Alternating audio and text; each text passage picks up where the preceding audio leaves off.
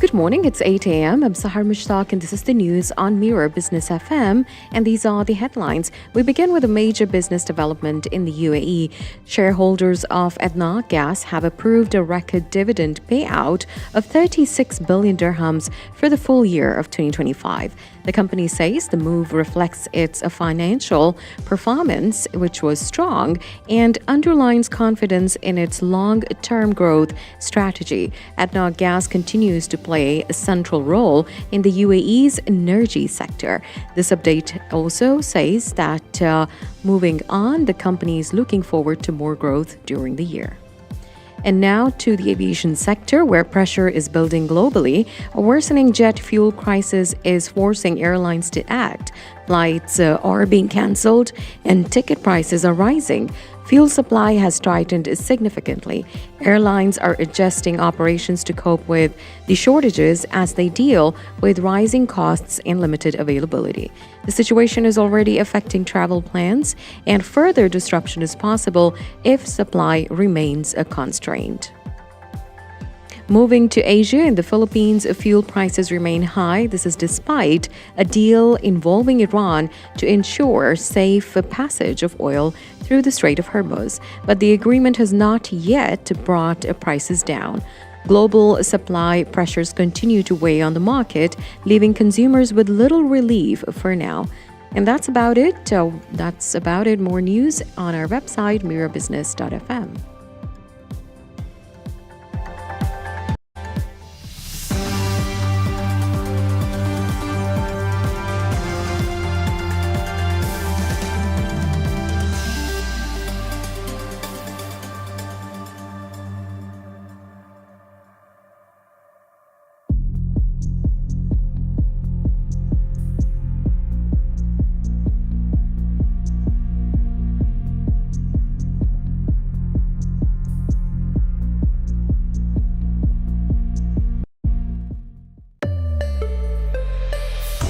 Mira Business FM, Dubai's home of business radio. This is the morning drive. It's Mira Business FM, and here's a question for you. What happens when the music stops? There you are. I'll just leave that there. So how, if you are a music arena, a venue, a concert venue, whatever you want to call the Coca-Cola arena, how do you fill seats without shows is the question. So that's the challenge right now. Concerts obviously postponed, slowing down. So what the venue is having to do is pivot in a big way, turning to shopping festivals and corporate events to keep the doors open and the energy alive. So it's a resilient story, it's a story of reinvention, and it's also perhaps a smart business strategy in very uncertain times. Hopefully we get a look behind the scenes because the boss man, the general manager of Coca-Cola Arena is here, Mark Ian-Carr, and he's leading, I suppose, Mark, you're leading a transformation at the moment. Are you? Welcome. Good morning. Thank you. I'm here with the dreaded word pivot. You are. I know. I love that phrase. I use it, and I kind of this look of confusion comes over. PTSD coming back. Disappointment. Did I just say pivot? Comes over me. Look, thanks for coming in. I know now is a pretty busy time. It's a hard time for you. There must be much more going on than having to come in and talk to us. But your primary product, you know, the global superstars that come to town aren't coming for obvious reasons at the moment, temporarily unavailable. So you're transforming, can I phrase it this way, into a high utility community and retail hub for the interim. That's great. We actually may steal that. Thank you. That you can have that one for free. You've got what? The Concept Big Brands clearance sale on this week. So you've gone kind of from concerts to shopping, and it feels like record time. It's. I'd like to say that this is an original idea. If we cast our minds back to October 2022, when Justin Bieber unfortunately got very ill and had to cancel the rest of his world tour, we jumped in and became a very similar clearance sale shopping event. So it's not original. It's just literally dusting off the old manuals, going back in time and saying, how do we stay active? How do we keep the lights on? Well, it's interesting because we had a conversation for 10 minutes before we came on air, and you made a point. I think this is a really interesting point. So you've got your first plan is, everything, and then you've got your plan B, but you need to have a plan C. You basically got an alphabet of plans. Very much so. And that's not only from a public safety perspective, but obviously how do we activate, how do we keep the building engaged? It's just not as simple as turning it off and saying sorry to everyone. We'll pick this up in a few months' time when things return back to normal. Yeah. You must have huge daily operating costs because you've got your cooling, your staffing, your maintenance, your operational procedures, and none of that stops just because the music stops or the shows have stopped. So when the headlines, the conflict headlines and the issues in the Straits of Hormuz started affecting the logistics of the tours that would otherwise come here, how did you feel and how quickly did it occur to you, right, we've really got to, I'll use the word again, pivot here? Well, I was at the time that it all happened was in London after a week of a music conference. Okay. And sitting on the panel, and it was actually a Middle Eastern panel with other colleagues and representatives from Abu Dhabi, Bahrain, and Saudi. And effectively, we were telling the European industry that the Middle East is absolutely booming. We've never been busier, and a very exciting future ahead. And it's extremely safe. And lo and behold, less than 48 hours later, we find ourselves in a situation. Yeah. But to answer your question directly, within about 24 hours, 48 hours, we knew that we needed to pivot very, very quickly. And our number one priority was obviously the shows that were on sale or within the vicinity of the next couple of weeks. So those that were on a world tour, we obviously worked with relevant stakeholders and promoters and agents to see if we could reschedule those. Gotcha. Some of them we did. Unfortunately, majority we had to cancel. Those that were a fly-in artist, so that means they weren't part of a tour, they were specifically coming into the region or Dubai for this one-off show.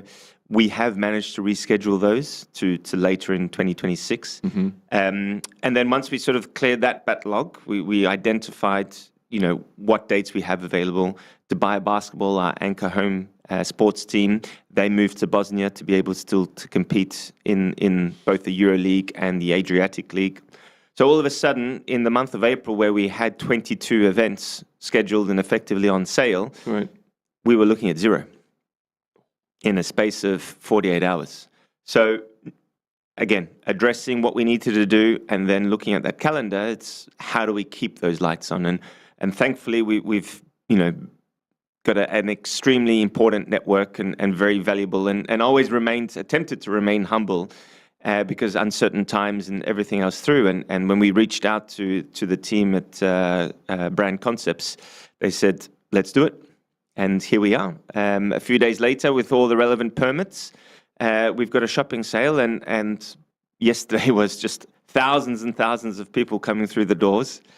Doors closed at 10 p.m. and we still had people trying to come in. So I think by the end of today, we'll make the call and probably continue for another week. That's kind of heartwarming. It was on till what, the 5th, am I right? So it's currently on Originally. till Sunday. Right. I'm a little bit premature. Obviously, we still haven't got the permits to announce the following week.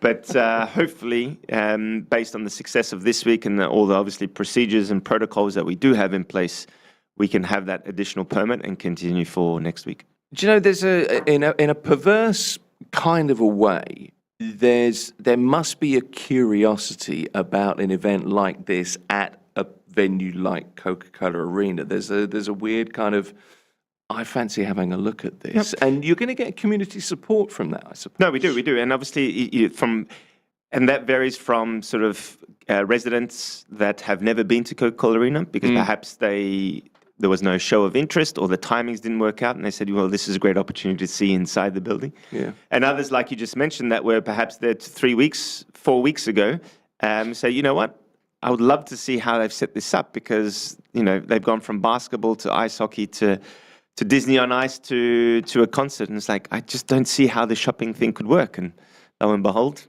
they're coming through. Well, it does. What's the capacity? Is it 17,000 people can fit? Something like that? Yeah, so it's 17,000 capacity, and that's with a 5,000 standing floor, so 12,000 seated. In a show that is fully seated, so that seats on the floor, we can do about 14,500. That's huge. I'm trying to put that into terms of venues I've been at. That's bigger than Wembley Arena. Wembley Arena is 12,000, so Right. it's part of our network. It's probably a touch smaller than the O2. Okay, gotcha.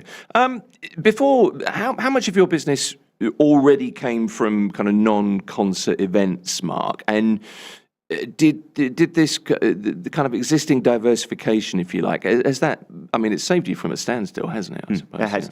So effectively, we've got three pillars of genres of business. Live events, which is traditionally known as concerts, and that could be everything from theatrical, comedy, and everything from Western content right through to Arabic. And that probably made up about 55 to 60% of our business. It's probably what is most known for Coca-Cola Arena. They refer to it as a concert venue. Sure. For us, we're, by the definition, we're a multi-purpose venue.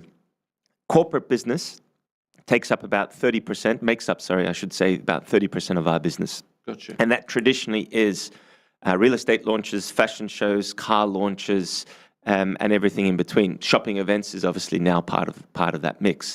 Now, the reason why perhaps people don't necessarily hear about this is because corporate events are behind closed doors by invitation only. You may come across a few product launches, real estate, pending if there is an artist, like, for example, Azizi last year had Jennifer Lopez, BT Properties had Maroon 5. So that probably made some sort of headline news. But the reality is 30% of our business is corporates, a little bit of sport, in particular that's growing now with Dubai Basketball, and the balance is live. Okay, so you're built for flexibility. There are some physical limitations, I suppose, that you've had to overcome to get to host everything from the shopping staff to the sports staff to the corporate staff. What's on the list that you would like to do? Do you have like a bucket list of? We have a bucket list. The You one do? thing we haven't done yet is a wedding. Now, can you imagine a big Bollywood wedding in? I think that would be... We're putting it out there. It's in the 7 years of operation. Stop, start. But we haven't done a wedding yet. We've done a lot, but no wedding to date. Like a super, that would be great. Yeah. So you could fit if you had a wedding. You're talking what, 10,000? You could really do quite easily. We could do a lot, certainly. The reality is, I've been very fortunate to attend a few Indian weddings, and the production is pretty big. They're pretty big deals, aren't they? Exactly. So you may have 10,000 staff working the event, and an event for maybe a couple of thousand. All right then. So that's for the future. That's the bucket list. Get in touch with We Mark. have space in about 2 weeks' time, by the way. Well, there you go. Book it today. Book it now. Shotgun wedding, Las Vegas, move over, Coca-Cola Arena, we're in. I'm not sure we're allowed to do that, but we're doing it. Look, so it's multi-purpose, isn't it? You really are a multi-purpose venue. You've got flexibility beyond concerts. What alternative programming can we maybe expect in the coming months? Is there anything you can tell me that you wouldn't have to shoot me? We foresee the return of Arabic content much quicker than obviously other genres. The reason for that is a lot of the Arab stars call Dubai second home. So they have residencies here. Obviously, as airspace opens up, they traditionally are not on the big grand world tours. They stick to sort of private bookings and one-off scenarios. So we're engaging with a variety of Arabic promoters and management, as well as Dubai Tourism, to see what we can do. Our ambition is to return with some live things as early as Eid. That's the back end of May, of course, subject to sort of approvals and everything else along those lines. We certainly see a return of activities across the summer months, which traditionally have been quieter. But reality is those capacities would be significantly smaller. So if you recall, during COVID or coming out of COVID, we had 1,001 different rules and regulations with social distancing and different capacity measures. We don't have that today, but our ambition is to try to build up that appetite. People have drawn down on their annual leaves. Perhaps they won't be traveling for those extended durations over those summer months, and how can we fill that calendar? At this stage, we still have Death Leopard performing on the 3rd of August. That is still happening. We're still selling tickets. Yes, it is slower, but we're moving everything. And if we have a big major show like that in August, how do we build an ecosystem of smaller shows in and around it? Okay, so I guess you can only work with where you are now, what you have at the moment, don't you? I wanted to ask you a little bit about COVID because this is not the first time that we've kind of paused, I suppose. How much of your current agility, the cost control strategy, for example, is being pulled from a COVID-19 playbook? You had to develop that in record time, obviously. Yeah, we did. So the precedent has been set to pause contracts, subscriptions, furlough of staff. And again, our team, we're currently sitting about 138 personnel. We've probably got about 25 of those team members that are still with us since COVID. So they understand how, what, where, what measures we had to take into place. I think the biggest uncertainty with COVID was how long it would go for, and it was a global element of it, where here is very sort of regionalized. Yeah. So Dubai, everyone banks and everyone knows that Dubai will bounce back very, very quickly. We've got incredible leadership here, and that is supportive with across all industries, in particular hospitality. Look at the hotels, entertainment, and attractions. Yeah. So for us, it is more of a short-term measure, and we're effectively counting that short-term measure as 120 days. We obviously have to be responsible. We have to maintain consistency. But it's not a full COVID plan yet. I would say we're probably about a 30 to 40% blueprint of COVID. Okay. How are you finding it so far? Because I always think there's an element of this that, we're all in this together. I feel like, we kind of understand that, this has been forced upon us. So do you find with staff, for example, that there's it's an easier approach because there's an understanding that, we're trying to do the best we can. Do you know what I'm getting at? Do you see what I mean? Yeah, of course. I think, it would be silly to think that there's one size that fits all. Different staff have different family situations, different nationalities, different pressures associated with that. So, we try to be, or sort of my leadership and I, very much focus on trying to be as transparent and understanding as possible. Explain the thought process, explain what are the potential next steps, so it doesn't come as a surprise. There's nothing worse than remaining positive, which is very, very important, and we are obviously, but then bring someone in 2 weeks later and saying, listen, unfortunately, things haven't worked out. I know we said we were going to have some shows, but it hasn't worked out. I've got to let you go. That's just not the principle of how we operate. Right. So for us, it's very much the transparent and respect manner that we can. And unfortunately, we have to make difficult decisions to protect the business. And regardless of your sort of your grade, whether you're an executive level or you're part of, sort of the lower entry coordination team, you play a significant role into that business, and everyone needs to be treated equally. And for us, we're taking a one size across the board approach of whether that means a reduction in payroll or a certain period of furloughs. How does this compare to COVID specifically? Because you launched, it was 2019, was it June? June 2019. It was June 2019. 9 months later, COVID hits. It's been quite a tough time, hasn't it? But how does it compare to then? Listen, there's similarities, of course. The biggest difference for us is twofold. A, we were less than 12 months of operation, and I think we only had delivered less than 20 events under our belt. Yeah. And if you fast track to what I mentioned earlier, April had 22 events. So in 9 months, we delivered 20, and in the month ahead that we had planned, it was meant to be 22. So based on that, you significantly have, triple the size of the workforce. So it's the similarities are there, but I think the reality hits harder with this one. Got some questions in on social media for you. Here is Tiffy. How do we register a booth in Coca-Cola Arena? Can we sell food? Great question. So to be honest, when we thought of the retail concept, we obviously partnered up with the big concept brand guys. We didn't anticipate such a sort of a media reaction and stories like this. In full transparency. So at least for the first week and potentially that second week, it's contracted with another entity. We are continuing to observe and understand our calendar shows that are coming through. And certainly, probably in the next week or two, we'll be in a position to explain to other sort of SME operators how they could potentially be involved. Okay. There's a dependence, isn't there, as in terms of you as a concert venue? You kind of depend on international tours, and there's a certain sort of vulnerability with that, which is that's become apparent. Are you thinking more? And you mentioned this when it comes to Arabic artists and talent management. Are you looking to scale to local talent or regional talent a little bit more? Because it's not about or it perhaps should be less about the acts flying in from London or grabbing people on a world tour or people from New York or LA or wherever. You're absolutely right. So, and again, looking back at COVID, some of the lessons that we learned, and part of those were we first relied on local talent to get people through doors to build up confidence. Right. As soon as the borders were open and international talent came through, it's as if we kind of forgot about the local talent.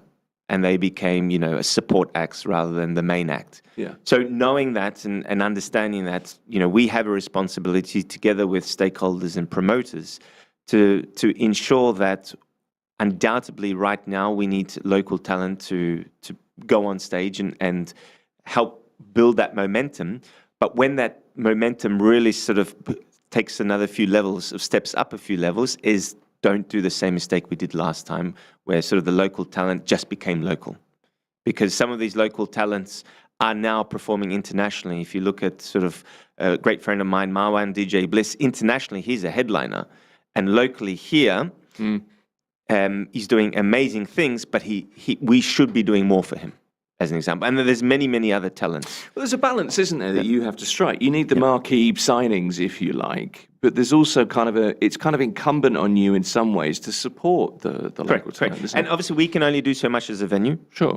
We need all stakeholders, we need ticket buyers to understand and support. And, there's a good opportunity for a reset. We look at our business, and I'm only referring to our business. It was forward planning. Reactive situations came through. It was amazing that we had 22 events scheduled in the month of April, but what were we missing out on? Where was the opportunities and the trends and the growth that would have come out of that? Yeah. But we would have been focusing on the next month and the next quarter and. Yeah. And so it's one of the tasks that we've sort of, whilst everyone has a little bit of time from the staffing levels, and say, okay, what do we need to do? What do we need to grow to be able to support that and play our part in it? Sometimes it's hard to see the wood for the trees, isn't it? Yeah. We worked Shakespeare in this morning. That's a tick on the broadcast bingo card.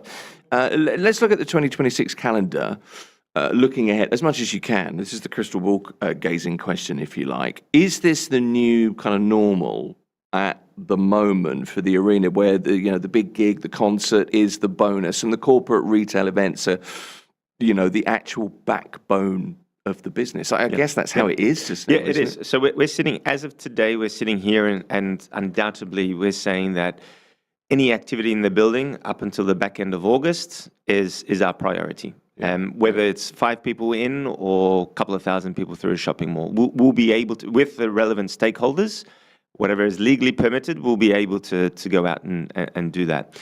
We are hopeful that the Dubai Basketball return for the playoff series in the Adriatic League, starting first week of May. Once we have clarity on that, that will obviously take out a couple of days and we can plan accordingly. Q3 or back end of Q3 and the start of Q4, it's probably unlikely that we'll have too many new show announcements. It's more about those shows that were rescheduled in March, April, May, and June that are in dates for Q3, Q4. So we probably see the bigger acts coming as new shows, probably maybe December onwards. So realistically, we have to take in consideration, obviously, Ramadan next year, which will be very early February. And so again, that builds momentum, but then slows down the calendar accordingly. It's logistical gymnastics for you, isn't it? Literally jumping through hoops. There is one of our technical directors from head office, a gentleman by the name of Gary Thomas, probably 25 years in the business. He puts it best. We're not in the entertainment business. We're in the logistics business. You really are. No, absolutely right. And things, of course, can change so quickly. Let's hope they become much more positive much more quickly. Do you know, you mentioned this just now. One of the things that history's shown us is that Dubai bounces back, and it bounces back pretty quick. So when things settle, I've been thinking about this. Are we almost going to get like a revenge strategy of events coming back to fill the need, if you like? We hope so. Nice What we to have to be mindful and realistic is just not Dubai. Obviously, we've got the UAE as a whole. We have Saudi Arabia. We have Bahrain. Bahrain was doing some incredible acts across the amphitheater and the new indoor arena at the exhibition center. So you will get a bounce back, but I think the competition is going to be very fierce amongst the different cities and tourism boards. So that's what we need to take in consideration. The great news is Dubai, of all the cities, we personally feel that it has the biggest cultural mix. So we will always be busier because, in a week we could put on a Filipino show, we could put on a South Indian show, we could put on a Khaliji act, we could put an Iraqi act, and Dubai basketball, and have 50,000 people come through that building in a week. But to the Western demographic, I don't know what's happening that week at Coca-Cola Arena because there's no Western shows, as an example. Yeah, so it's really very much going back to sort of understanding your clientele, understanding your client, their spending habits, knowing your customers, and what are your future customers. Do you know what? Let's hope it just bounces back quickly. Just let's hope that things return to at least some sense of equilibrium sooner rather than later. For now, permit permitting. Is it CBBC? Is that the event that's on? Hopefully that's going to extend. And let's see what happens in the coming weeks. Mark Yankar is the General Manager of Coca-Cola Arena. All the best. Thanks for coming in. Thank you very much. Appreciate it. This is Mira Business FM. Mira Business FM, where business comes to talk.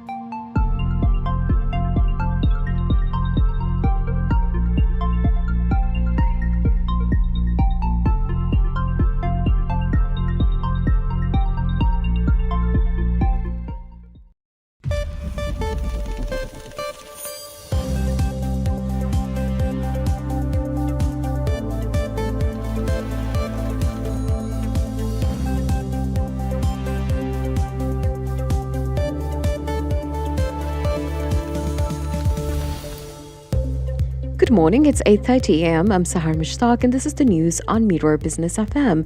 These are the headlines. ADNOC Gas has confirmed shareholder approval of all agenda items at its annual general meeting. The company will pay a record $3.6 billion dividend for 2025, with a final dividend of $896 million due in May. Recently, ADNOC Gas reported an incident at the Habshan complex due to the falling debris. One contractor tragically lost his life. Dr. Sultan Ahmed Al Jaber, the chairman of ADNOC Gas board, expressed condolences to the bereaved family. He also wished a swift recovery to those injured. The affected area has been isolated, but customer supply remains uninterrupted. The company is conducting a full assessment of the damage. Dr. Al Jaber added that ADNOC Gas delivered record results in 2025 amid growing electricity demand, industrial growth, and rapid scaling of AI-enabled technologies. Airlines in Europe and beyond are canceling flights. They're also cutting routes and raising fares. The jet fuel crisis is linked to the U.S.-Israel war on Iran. It has disrupted shipments through the Strait of Hormuz, a key global energy route. Bridget Payne, the head of energy forecasting at Oxford Economics, says about 10 million barrels of oil per day have been removed from the market. Jet fuel is one of the hardest hit segments. She adds that the air travel is sensitive to fuel price rises. Costs are quickly passed on to passengers, especially for leisure flights. With Brent crude prices climbing, the shortage should or could push the airlines toward rationing. This may severely impact global operations. Fuel prices in the Philippines will remain high despite guarantees from Iran of safe passage through the Strait of Hormuz, which carries 20% of the world's oil and gas. Department of Energy Secretary Sharon Garin says the deal will not immediately lower prices, but more increases are likely as the Middle East conflict continues. Fuel prices are rising again this week in Philippines, while President Ferdinand Marcos Jr. says the country has around 50 days of supply left. And now, quick market and currency update. Bitcoin is trading at $68,641, and for those tracking remittances, 1 dirham equals about 25.51 Indian rupees, 76.02 Pakistani rupees, 33.39 Bangladeshi taka, 16.44 Philippine peso, 14.84 Egyptian pound. Meanwhile, 1 British pound is equal to 4.86 dirhams today. That's the news for now. Follow more news on our website, mirabusiness.fm.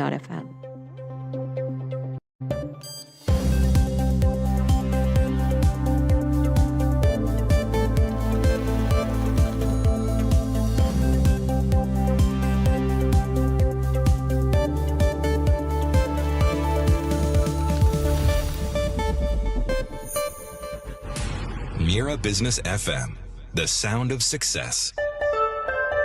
Mira Business FM, Dubai's home of business radio.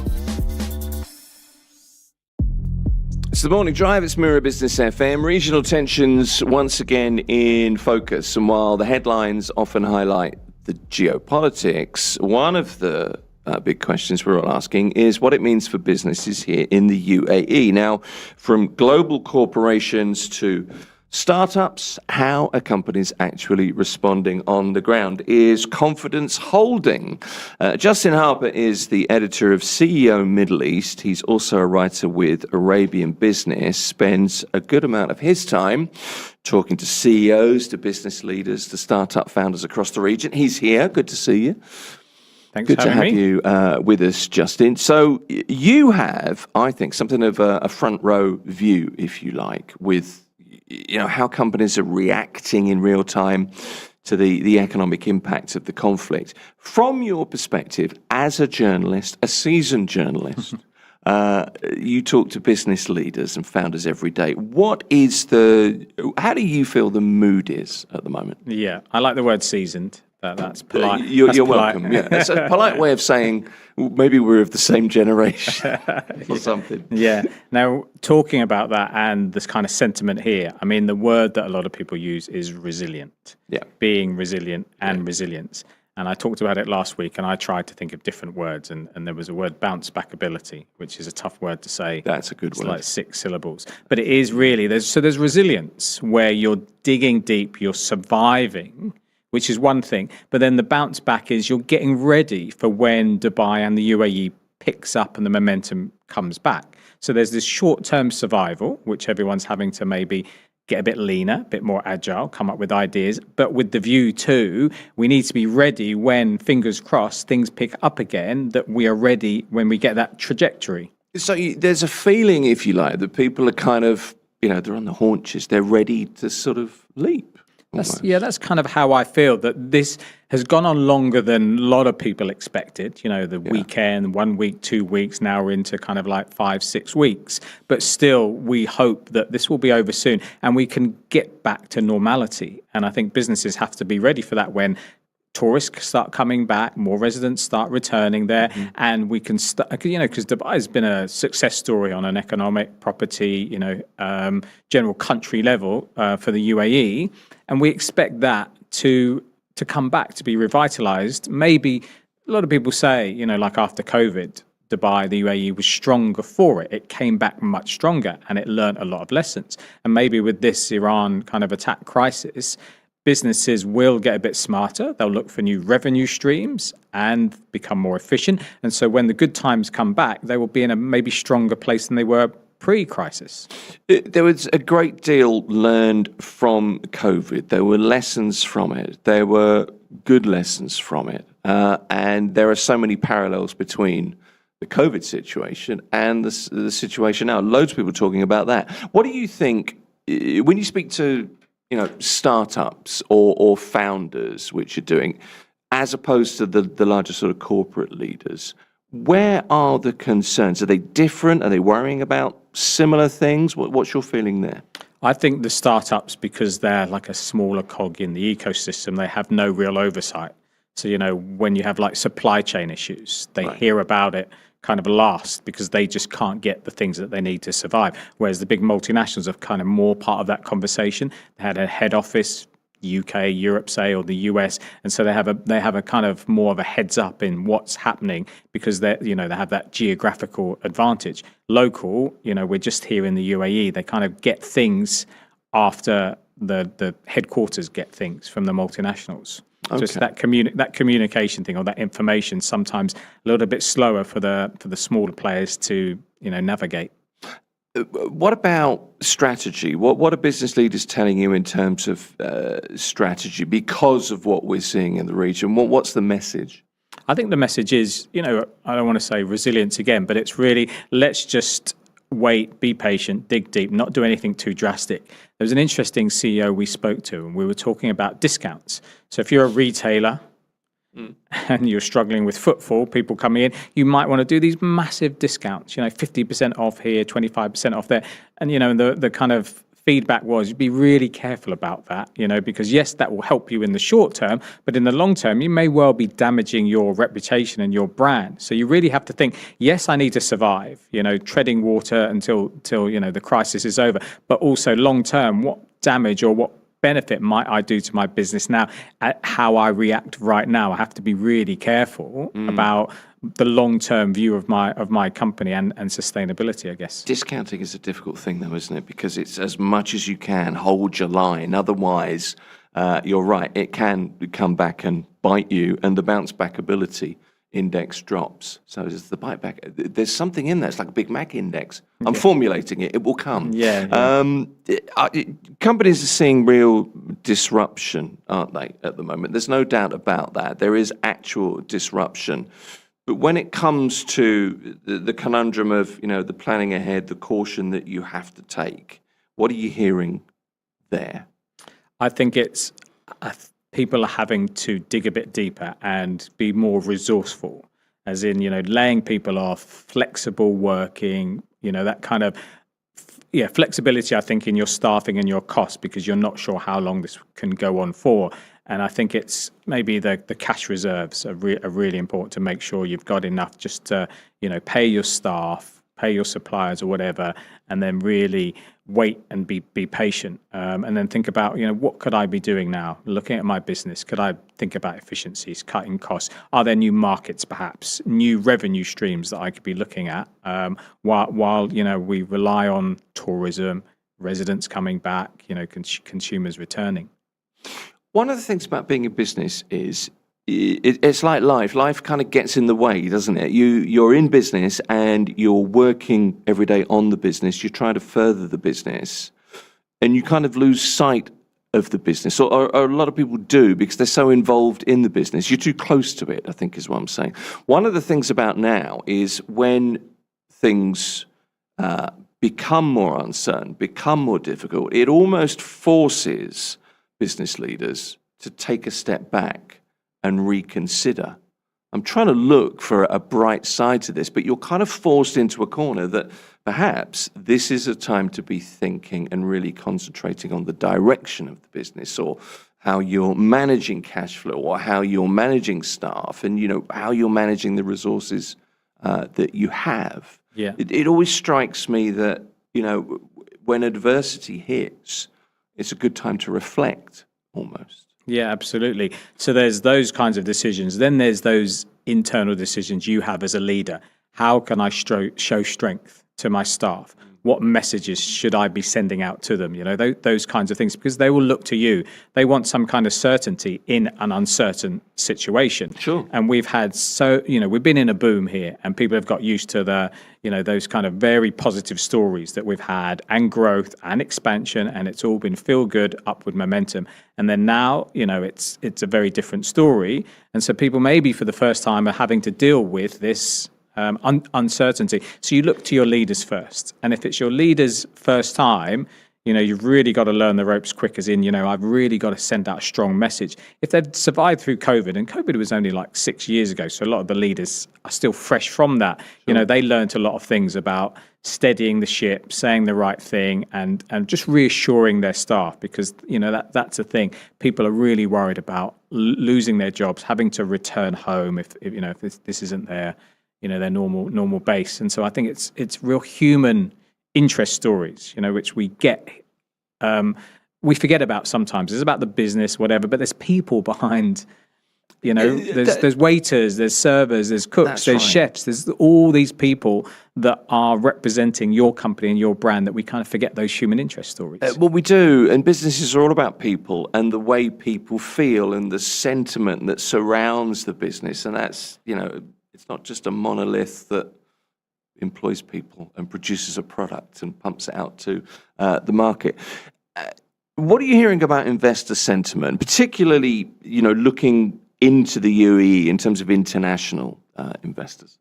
We're seeing a few good stories, like Blackstone, a big private equity company that have invested in an AI company, a tech company here in the region. We are still seeing investments here, which is a good thing, and we're making a big deal of those. But you can definitely, on a kind of realistic stage, think, if you are looking to invest here, and then the war comes, you've got to pause, and you've got to think about investing, setting up offices here, bringing staff here, and those staff have maybe not been to the region before, that they're obviously worried about coming here if it's their first kind of rodeo here. So I think it's that pause, wait and see, but they still are committed. They still want to be part of this growth story here. They're just obviously not ready to commit in the middle of a crisis. What about startups? Is funding happening? Are they attracting funding at the same pace? Are investors, I guess from what you're saying there, they're certainly more selective. Surely. Yeah. I think because we're still 5 or 6 weeks in, and so, you look at the property market and people keep on thinking they can pick up bargains, but it's way too soon for that, to see that filter through to the market. Yeah. And when it comes to startups and venture capital, again, companies have been, they work on the due diligence and do all the paperwork months in advance. So even when the crisis comes, they're still committed to some of these investments. So it's, the kind of short answer is it's too soon to see any kind of pullback in the startup investment community because of all of the, let's say, 12 to 18 months of planning that goes in. People are committed. We saw, we spoke to someone from a Gettigans and they bought blah, blah. And they bought it, I think, on the Monday after the first weekend of the crisis. And it was like, wow, why would you buy, this nightclub, this tourist resort? And it's all because obviously we'd been planning this for months. We're committed to this, and we've put money into it, and we still are looking at the long term. Yes, it may not start off the way we want it to, but when things get back to normal and tourists return, we've got a really good asset. So I think it's just too early to see big long term decisions change. Okay. In terms of your reporting, you are the editor of CEO Middle East. You write for Arabian Business as well. What are the sectors that are holding up the strongest at the moment? I think everybody is suffering in the whole ecosystem. Let's start with the worst: hospitality sector, restaurants. Those kinds of things. I think they're the ones that have been nimble and had to come up with ideas. And you say, who are the winners? And is it politically correct to say there's winners in a crisis? So how tone deaf is it to think that way? But the questions have to be asked. Yeah, to be capitalized. And I was thinking about this question as I was coming here, as in, for me, it sounds like cheesy, but it's trusted media are one of the winners. Because obviously there's a lot of fake news, there's a lot of panic, and people go to their trusted news sources and news sites for information. So you'll see traffic rise for those. And even if there are winners, any sectors, they do not want to come out, as you said, like reading the room and saying we've won in this situation. But I really can't think of a sector that's really capitalized or is doing well. It's a kind of it's across the board downturn. Well, it is. We were talking before we came on air about people doing things to capitalise on certain areas. And while you look at that and you think, to use your phrase, did you read the room? You figure that people are going to do that, and you're going to hear more and more of those stories. Have you come across anybody who's really benefiting or finding opportunity with that in mind? I have, and probably won't mention actual names there, but okay. I know of a investment company that are picking up property cheaply, because a lot of people already. Wow. Looking at, they may not have already secured the deal, but they've already spoken to, say, the seller who wants to sell that property, whether it's on a commercial property or a residential property. They're definitely looking at some quite deep discounts and ready to make the most of this market. So that is supply and demand, market forces, animal sentiments. Call it what you will, but that is it. The whole be fearful when others are greedy and vice versa. We kind of can't stop those market forces. Animal sentiments is a good phrase. I haven't heard that for ages. CEO Middle East, you're talking to leaders, you're talking to people in positions of authority, people that run budgets, have resources, are looking after people. What are the key traits of the leaders who are successful in a period like now? What are you starting to see from people that you think, that's the right thing to do, that's the right approach? I think it's long-term thinking, right? And the kind of waves that we see up and down, and trying to ride those out. So it works two ways. So obviously, in a downturn, you don't panic and you don't suddenly disappear and leave the markets that you're in, and vice versa. When the good times are going, you don't grow too quickly and expand too quickly because you're not sure how long that peak will go. It's trying to make a flat line a little bit rather than the peaks and troughs that we see, trying to bring stability. So they're looking to bring stability to everybody concerned, whether it's their customers, whether it's their staff, whether it's their suppliers, investors as well. So I think the leaders that stand out for me, the CEOs and managers that stand out for me, are the ones who are always thinking long term. It's like, yes, this is a little mini crisis, but we're thinking long term. We're here in the region long term. It's a long term success story, and that picture hasn't changed. But I still think, while it might sound obvious, you've still got to tell those people that things haven't changed for us over our 5-year, 10-year cycle. We are still investing. We will still be doing what we're doing. We're just pausing, and things might be on hold for now. there's an element, tell me if I'm wrong here, but I was thinking about this last night, thinking, right, Justin's in, I want to look for some different angles here, because lots of the questions that, you're asking and answering are cropping up, regularly, aren't they? But there's an element of, when times are tough, visibility drops. Businesses go far more silent. They're far less present, less posting, less, marketing, less outreach, fewer events. So, and I want to phrase this, reading the room and not being tone deaf, but there is an opportunity because attention is available, more available in a market. So with the right sort of positive, supportive, maybe business community approach, there's a real opportunity, I think, to make a contribution. And that's a contribution going forward when things are more confident, more positive, more certain as well.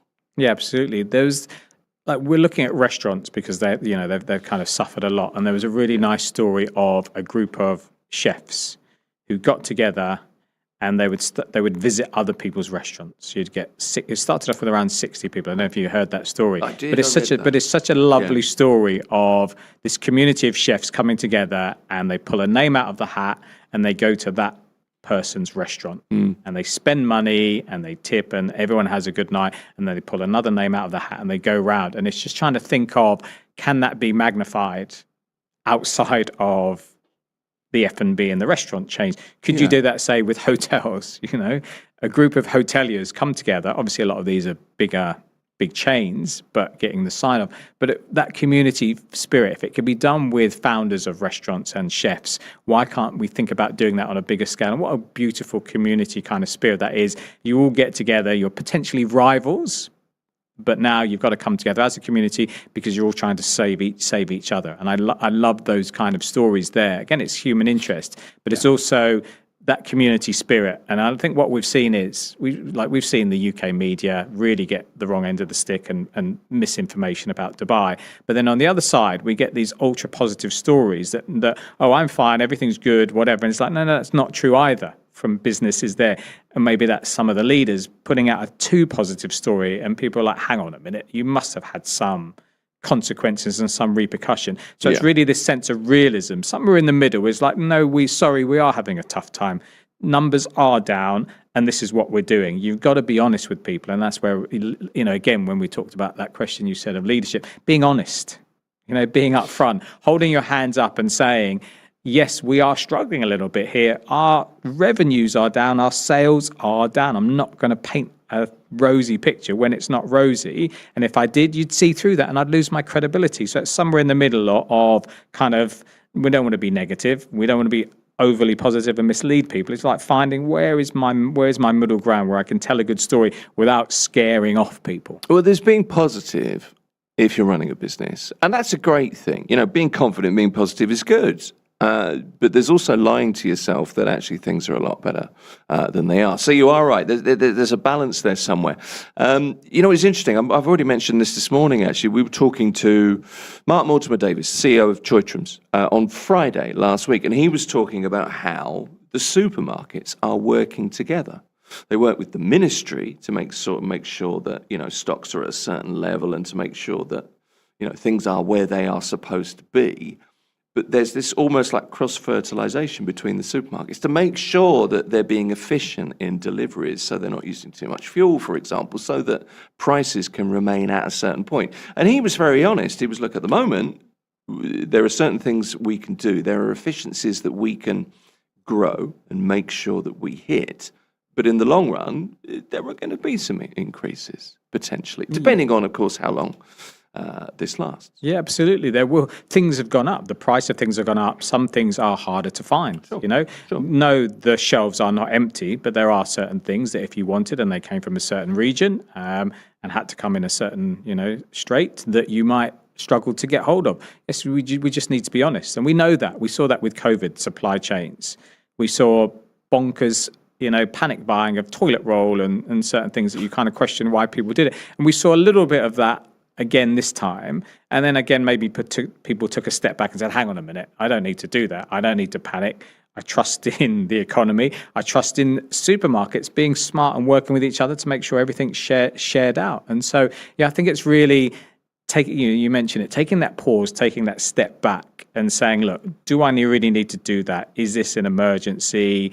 Will this, product or whatever come back in a week's time? Yes, it probably will. And I think it's that kind of don't panic, hold tight and just chill. just chill.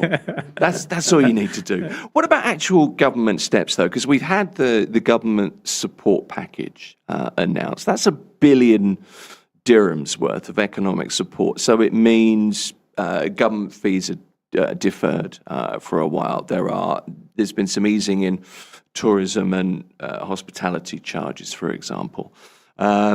Streamlined residency permits. All that kind of stuff is happening. I mean, as much as anything, the fact that it happens and it happens so quickly, it's just let's get this done, kind of reflects the way Dubai approaches itself, I think is what I'm trying to say. Do you know what I mean? Yeah. And people were looking for that reassurance, those government packages. That's the word, reassurance. And that support. And they knew it was coming. And that's what we saw, which is brilliant. And then you look at, also maybe the private sector and what will they do? A lot of people are talking about some of the property developers and the stores and shops within the malls, that have to pay rent and leases. And will they be reduced and can they be negotiated? And that's something that, we haven't really seen play out yet. The first step is having, your government say, look, here's a pot of money that you can dip into that we can pay to help you. We can discount things and we can reduce fees, which is great. And then when it comes to, mom and pop stores, restaurants who have to pay rent and leases, now can they negotiate with the developer and their landlords to perhaps put on hold rent, reduce their lease, those kind of discounts? That's something that, again, it's kind of too early to say, but there will be discussions and there will definitely be dialogues that a lot of these businesses will be having with their landlords because rent is a big part of their overhead costs. Yeah, for sure. I mean, you're certainly seeing that, with private landlords, with people. I mean, anecdotally, I'm hearing those stories from people that, I was going to move because, and landlords are certainly starting to offer some discounts. I'm hearing.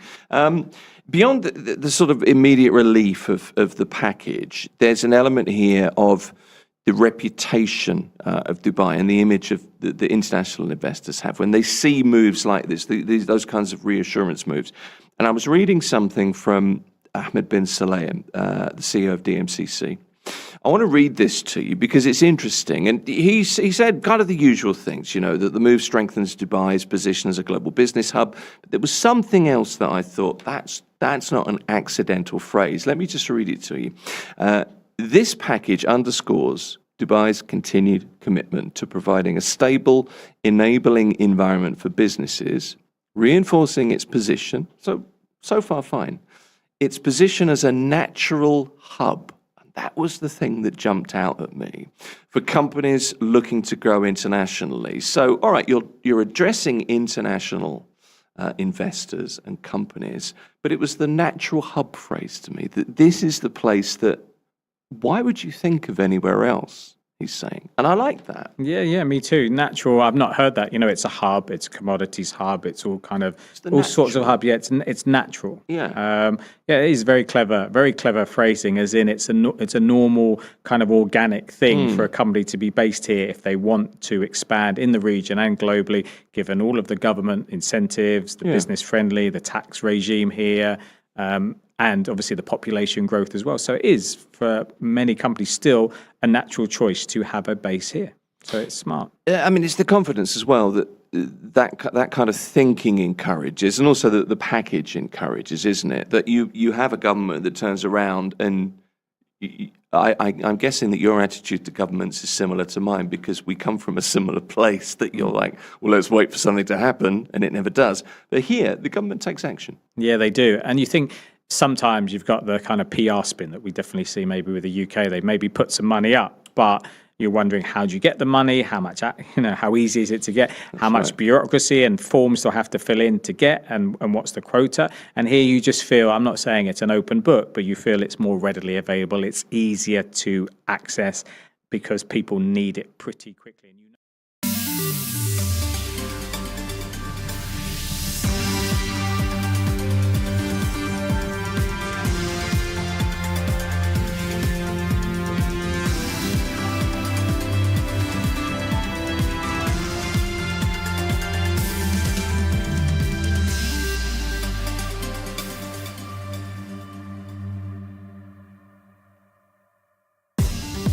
Good morning, it's 9 a.m. and this is the news on Mira Business FM. These are the headlines. Abu Dhabi welcomed a record 27 million visitors in 2025. This reinforces its position as a top cultural and tourism hub. Hotel revenues grew to around 9 billion dirhams. MICE delegates rose to over 2 million. Culture and leisure events drew over 4 million attendees. Cultural sites and libraries attracted more than 9 million visitors. Qasr Al Hosn was a 22% rise in visitors compared to last year. Saud Abdulaziz Al Hosni, who is the Undersecretary of DCT Abu Dhabi, said the growth reflects Abu Dhabi's cultural appeal. He added it also strengthens the city's long-term economic impact. ADNOC Gas has confirmed all items approved at its annual general meeting. The company will pay a record $3.6 billion dividend for 2025 with $900 million due in May. An incident at the Habshan complex was caused by falling debris and it left one contractor dead and several others injured. Dr. Sultan Ahmed Al Jaber, chairman of ADNOC Gas, offered his condolences and wished the injured a quick recovery. For the incident that happened on site, the site has been secured and customer supply is not affected. The company is now assessing the damage. Dr. Al Jaber added that ADNOC Gas delivered record results in 2025 despite global energy challenges and growing demand. Airlines in Europe and other countries are canceling flights, cutting routes, and raising fares. The crisis is caused by the U.S.-Israel war on Iran. It has disrupted shipments through the Strait of Hormuz, a key route for global oil and gas. Birgit Payne, the head of energy forecasting at Oxford Economics, says around 10 million barrels of oil per day have been removed from global supply. This has created a major shortfall. Jet fuel is one of the hardest hit areas. She explains that air travel is very sensitive to fuel prices. When supply drops, costs quickly pass on to passengers, especially for leisure flights. With Brent crude prices rising sharply, the shortage is pushing the market toward rationing. This could severely affect airline operations worldwide. That's the news for now. Follow more news on our website, mirabusiness.fm.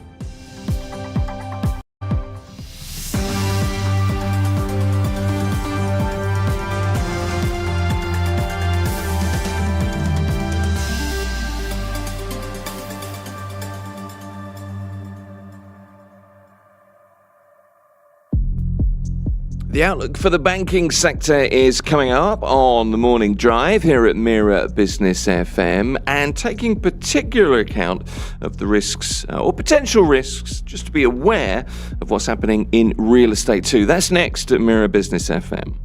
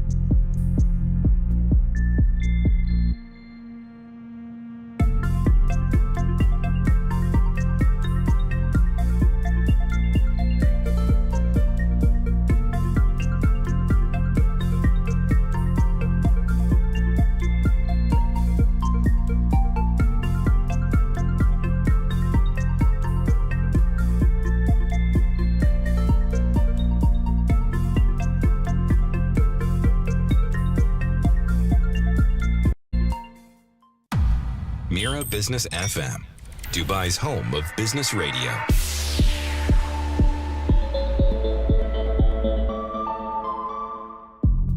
It's the morning drive. This is Mira Business FM, and right now we're looking at a new report from Fitch Ratings, and it's highlighting how UAE banks are navigating real estate exposure, particularly given the situation we're in. Heightened geopolitical tension is the order of the moment, of course. Anton Loptin is a senior director of financial institutions, banks at Fitch Ratings, and is here with perspective, I think, on how banks are managing the challenges at the moment and where the opportunities and that word again, resilience, may lie for the UAE economy. Anton, it's good of you to join us. Thanks for being here. Good morning, team. Good to have you with me. Your latest report on UAE banks, let's start there. UAE banks and real estate exposure, published, it was last week, wasn't it? What were the key findings, first of all? I think we've been extremely busy in recent weeks since the conflict has started, as you can imagine. We have published a lot of different commentaries and special reports on potential spillovers for different companies and banks across the globe. Of course, GCC and the UAE are most affected, but basically, I think it's important to start saying that we're still within our base case. Right. And what we mean by our base case, we expect this conflict to be resolved in upcoming few weeks. So basically, within the months, we expect a resolution. If there is no resolution within the months, we start thinking about a stress scenario. Right. And this report, which you're referring to, which we published last week, actually describes what-if scenario. What will happen with the banks if we start thinking about the stress case. Yeah. So what we've done, we stressed our portfolio of about 20 banks, which we rate in the UAE. And I think there are two main aspects to think about or to discuss today. The first one is a near-term perspective. It's about funding and liquidity. And the second one is more about asset quality and / capital and profitability, and it's more like a longer-term spillover if the conflict lasts longer than we anticipate. Okay. I mean, I want to delve into all of that over the course of the next 15, 20 minutes or so. But it seems like, to me, increasingly over time, this is what happens anyway. But in particular at the moment, asset quality is, whether it's a new watchword, that's probably the wrong phrase, but it is the watchword, isn't it, for the UAE's big banks. And I suppose the longer the conflict goes, as you point out, that translates into asset quality risks for the banks. And that's something that is obviously being considered heavily at the moment. Yeah, absolutely. I think this is the main risk from a longer term perspective. Yeah. And we focus usually on the real estate. We do the same for all banking sectors across the Middle East, across GCC, and the other teams are doing the same for their portfolios in corporate, for example, or for the sovereigns. Well, we do this across all the teams. I think the UAE is a bit specific because real estate is still important for the UAE banks, put it this way. Sure. So it's still about 13% of total credit banks currently have on their books. Different banks' exposure is different, proportions are different. Some banks have more than 20%, other banks have less than 10%, but it's still, on average, it's still an important part. It's probably historically lowest composition or proportion of real estate, corporate real estate. We, more focused on corporate real estate rather than mortgage financing. Sure. So I think currently it's historically lowest ratio or contribution of real estate into the credit, and this is because real estate market has been performing, such well since the COVID, since 2022. Prices went up by 60%. So it was very, very strong period for real estate companies. Yeah. And that's why they repaid. They didn't need such a leverage they used to have in past, before the COVID and during the past crises. But nevertheless, now they're entering this potential crisis or stress case, as I just described, with strong caution. And banks are still exposed. And why real estate is important for UAE banks? Because if there is a prolonged conflict, And for example, confidence is very important for the UAE, right? And if confidence is undermined by this conflict, and for example, people start leaving Dubai, start leaving UAE, and taking their money back, taking their investments, selling their assets in panic, which is probably not a great decision to do. But if they do it, of course, it will put pressure on prices.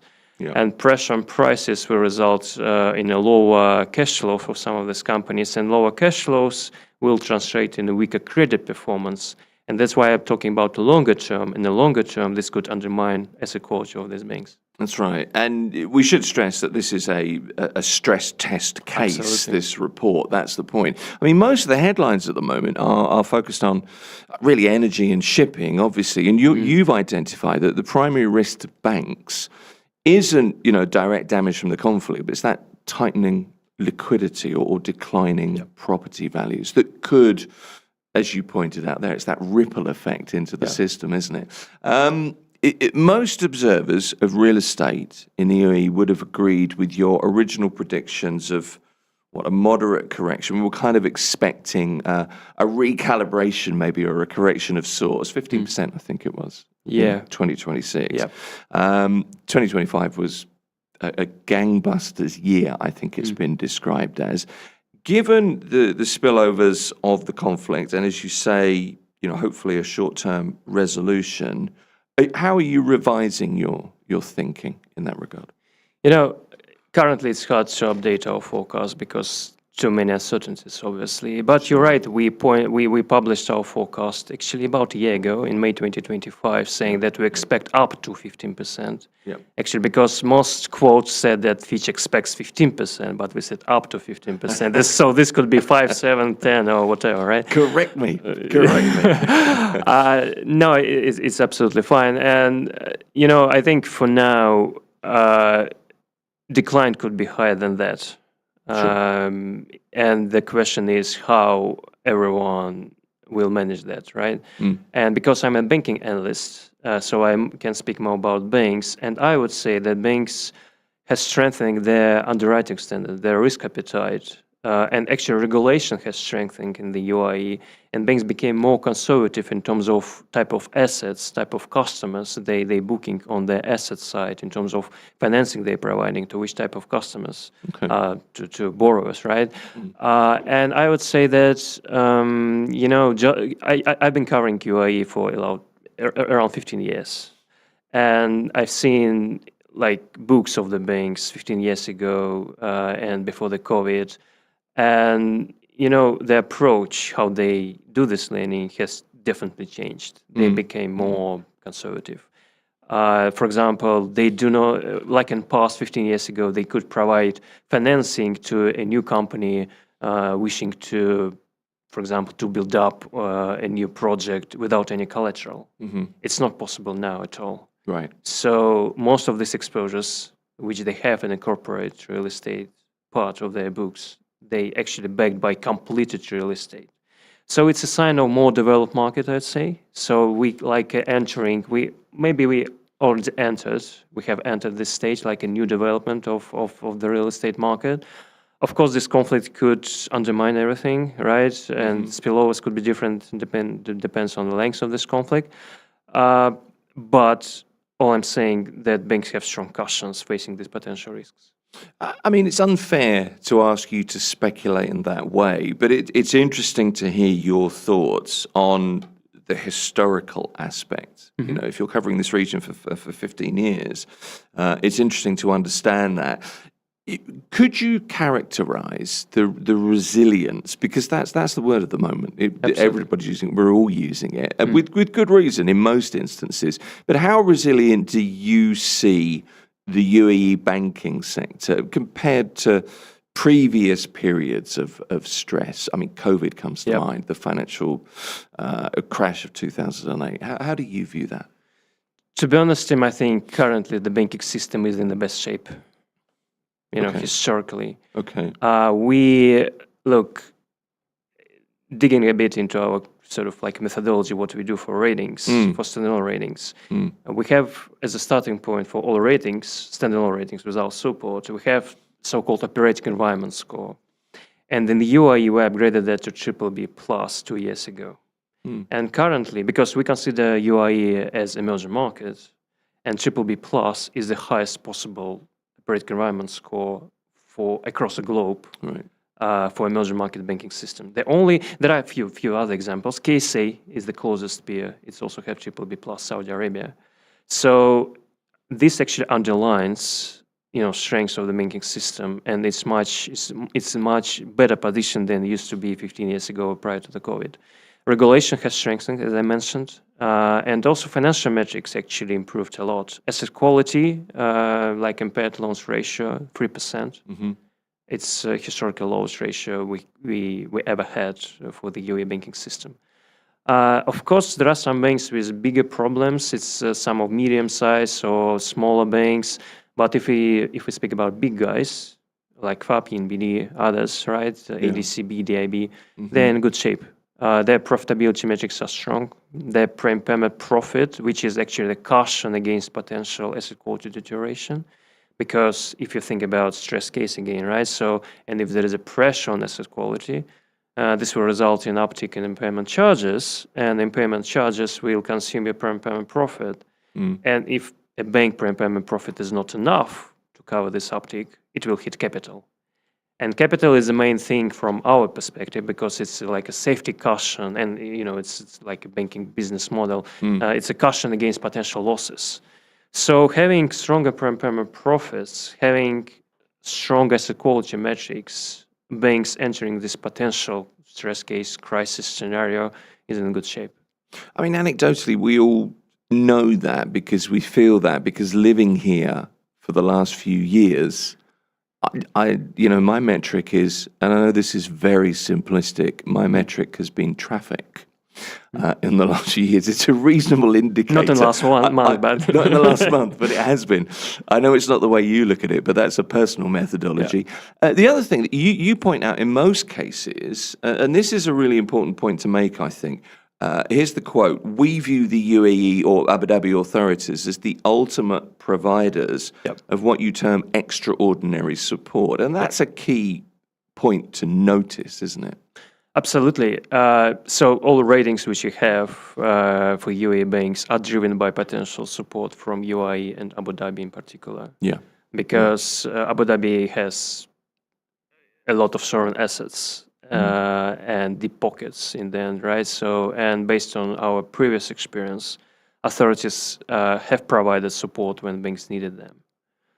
We even had cases, I think one case 2 years ago around that, when authorities helped to one of troubled banks to resolve like a legacy story with Lebanon and exposure to Lebanon, without going into the deeper detail. But even like 2 years ago, when one troubled bank, small bank with like less than 1% market share, needed support, authorities stepped in and provided capital supporting the bank.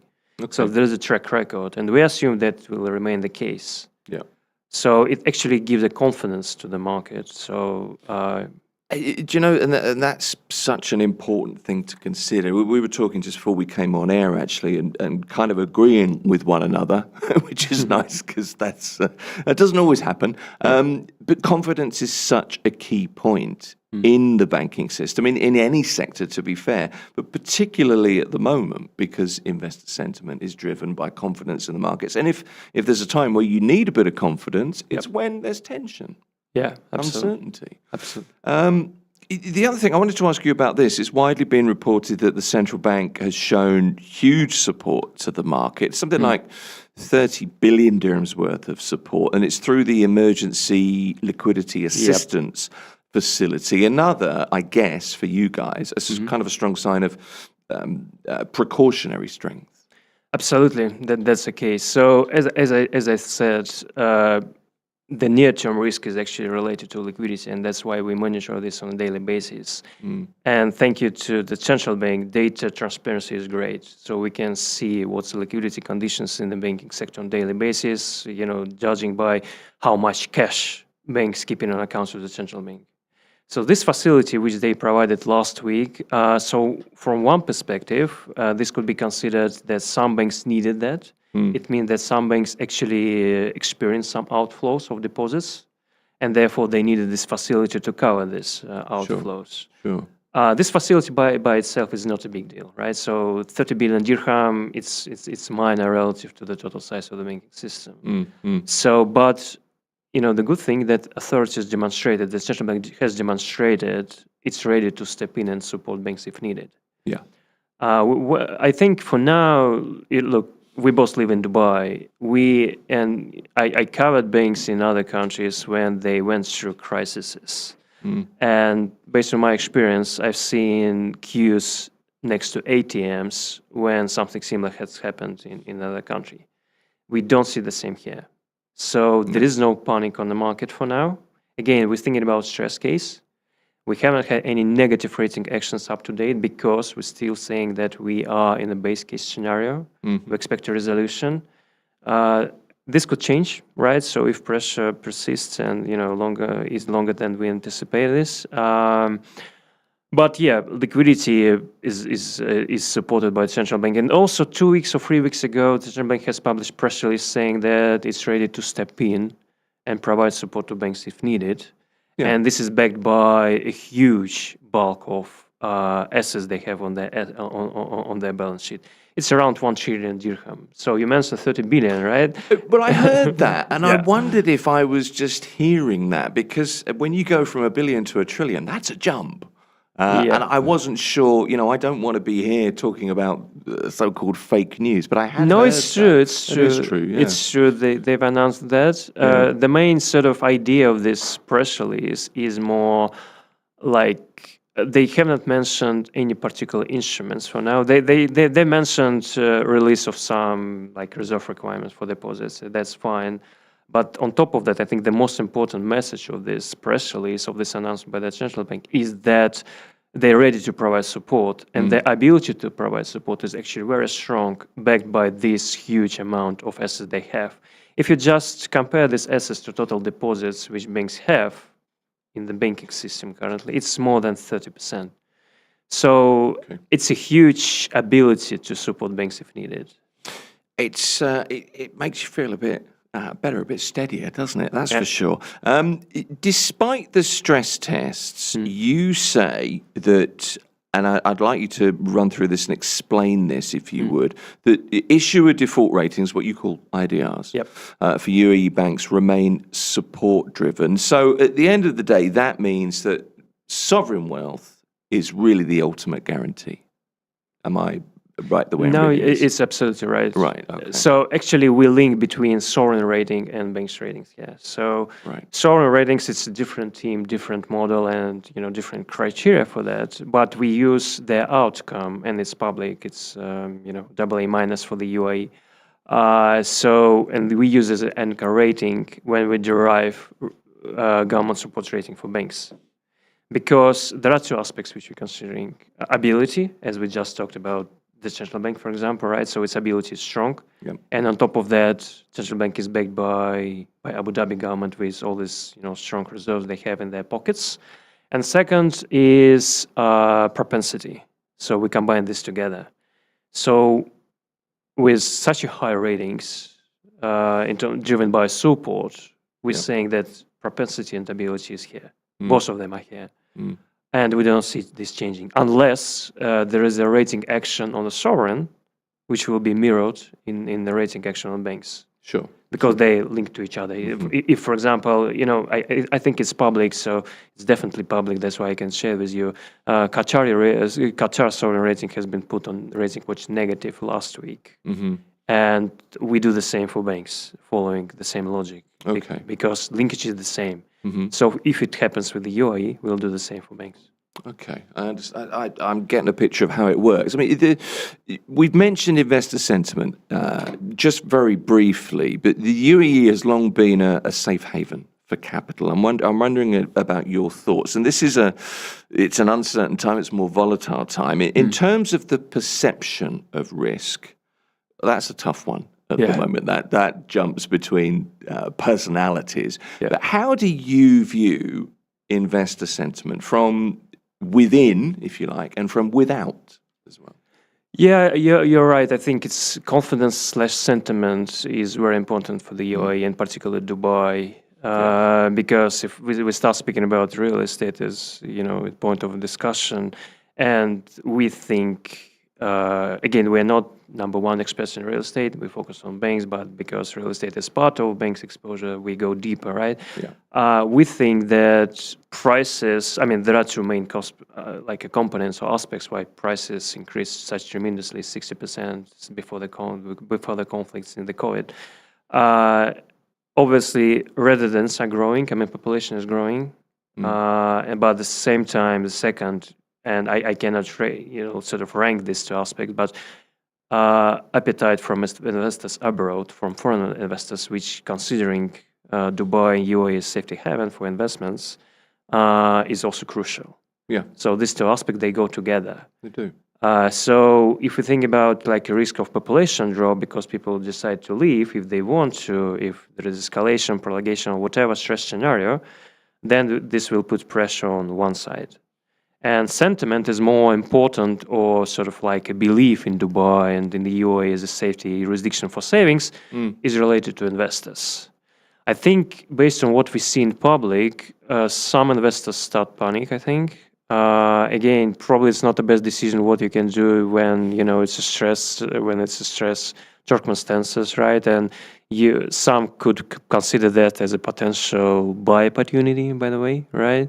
For sure. Of course, it's hard to say when it's the right time to buy or to sell, but you're absolutely right. Perception is very important, and belief in Dubai as a good jurisdiction to be located in, or to do business in, or just to save your your money for later on.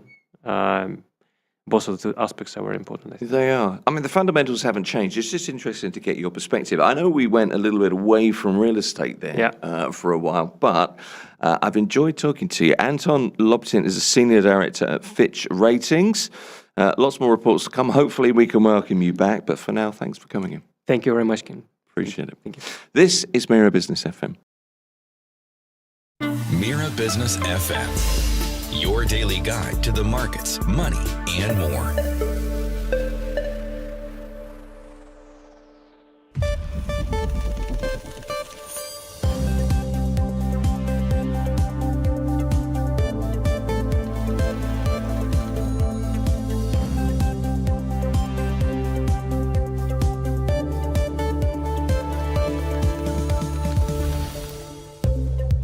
Good morning, it's 9:30 a.m. I'm Sahar Mushtaq and this is the news on Mira Business FM. These are the headlines. Airlines in Europe and other countries are cancelling flights, cutting routes and raising fares.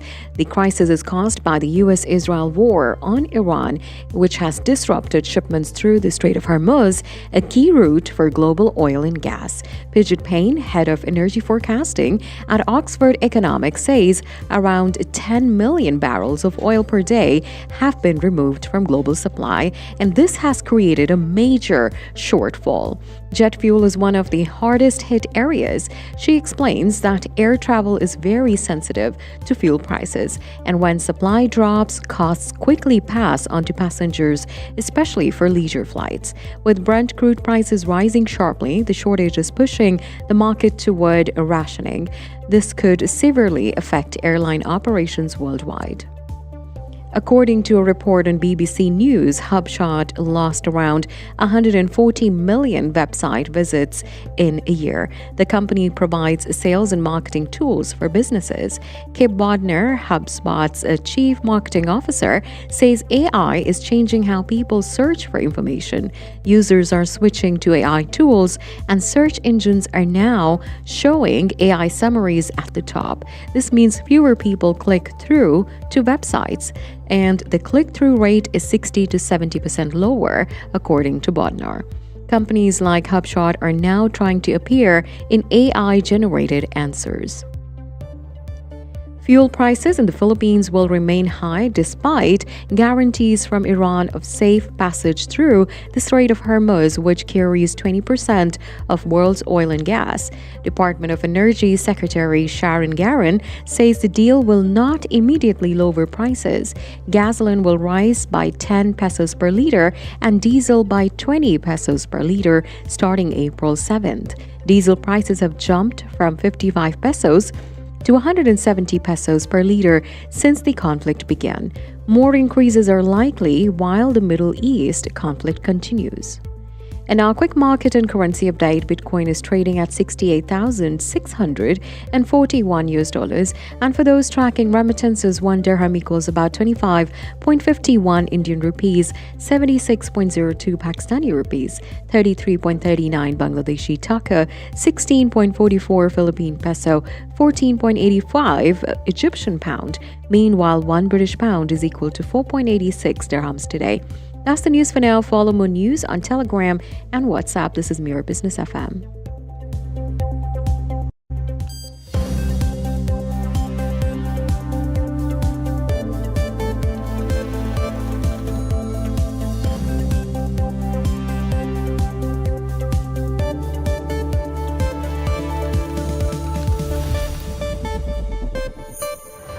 Mira Business FM, Dubai's home of business radio.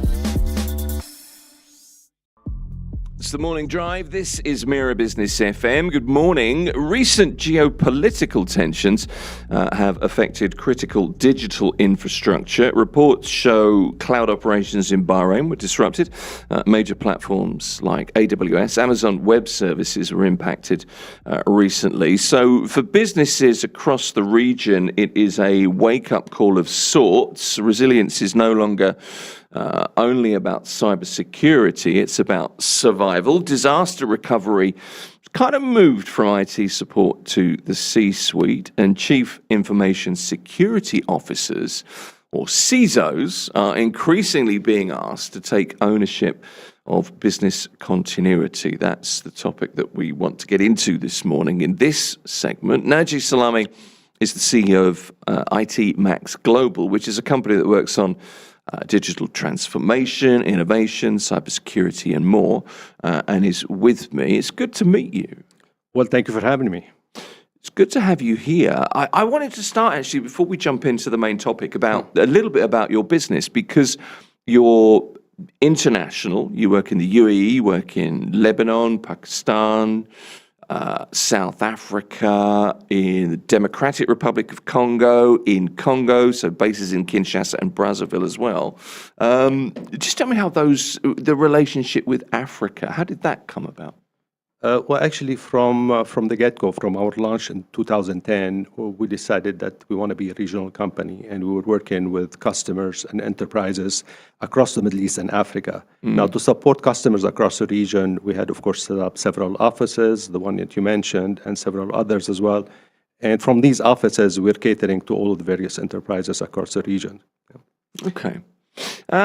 Naji, we've spent years worrying about hackers in basements, or the classic image of the spotty teenager, slightly disgruntled in the bedroom, hacking away at night. But that's really changed. The threat to data centers now, to critical IT infrastructure, has moved from the virtual really to the physical.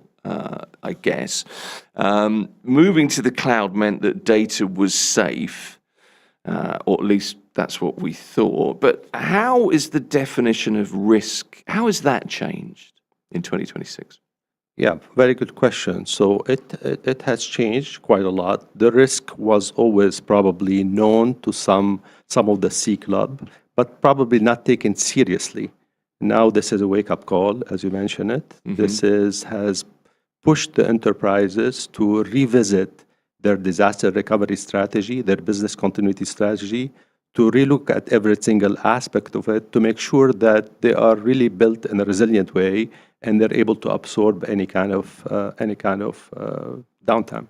Is that what your clients are talking to you now about? Is that the message that you're receiving at the moment? Yeah, absolutely. I mean, many customers wants to make sure that they are protected, that they have proper backup policy, proper DR strategies, proper, business continuity plans, all of that. So this is a main topic on the mind of many of our customers today. How about the recent cloud infrastructure outages? I mentioned AWS in Bahrain, for example. Twice, I think, there were issues. how is that changing the way organizations think about risk? Because AWS is a huge part of cloud infrastructure. Yeah, so AWS was hosting customers, like enterprises who want a virtual environment or some kind of container environment to host their data. And also it was hosting SaaS providers, global SaaS providers, across the globe who are also offering enterprise services or services to the enterprise. So all of that, have impacted, customers throughout the region. I have to say there were some premium vendors hosted into that, Amazon data centers. Having said that, now the customers are looking at that and saying, the business continuity strategy is not only about the solution hosted in my data center. How are my cloud services and how are my partner services? The partners are providing software as services. What kind of business continuity plan they have to make sure that any kind of downtime they have a backup plan for it to be able to recover from it. The ability to shift data globally is it's a pretty technical feat. We've seen AWS and others help customers migrate workload to other regions, in real time. There's a unique challenge, I think, for Middle Eastern businesses who need to keep their data on home soil. And looking at the current landscape, do you think it's time to move beyond these kind of concentrated hubs towards maybe a more decentralized sort of regional grid? Is that something that we should be considering? Well, the answer of that is by the regulation. The regulation, not only in the GCC, but also across the globe, they mandate that certain data have to reside in country. So in no situation, the country needs to reside in country, and rightfully so. You have a lot of information that should not really cascade outside the border of the country where the information is residing.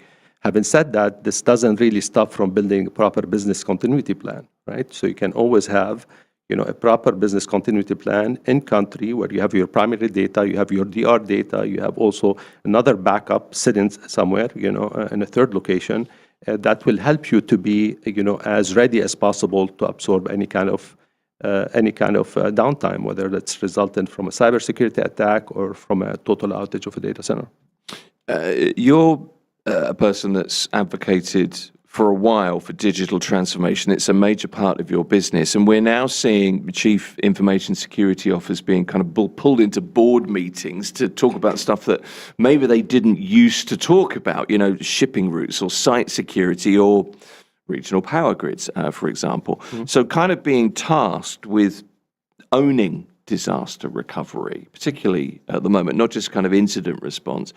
Do you have CISOs or chief information security officers kind of become chief resilience officers when you consider where we are now in the current climate, at least? Yeah, so for the last several years, the CISO's role has evolved and has expanded.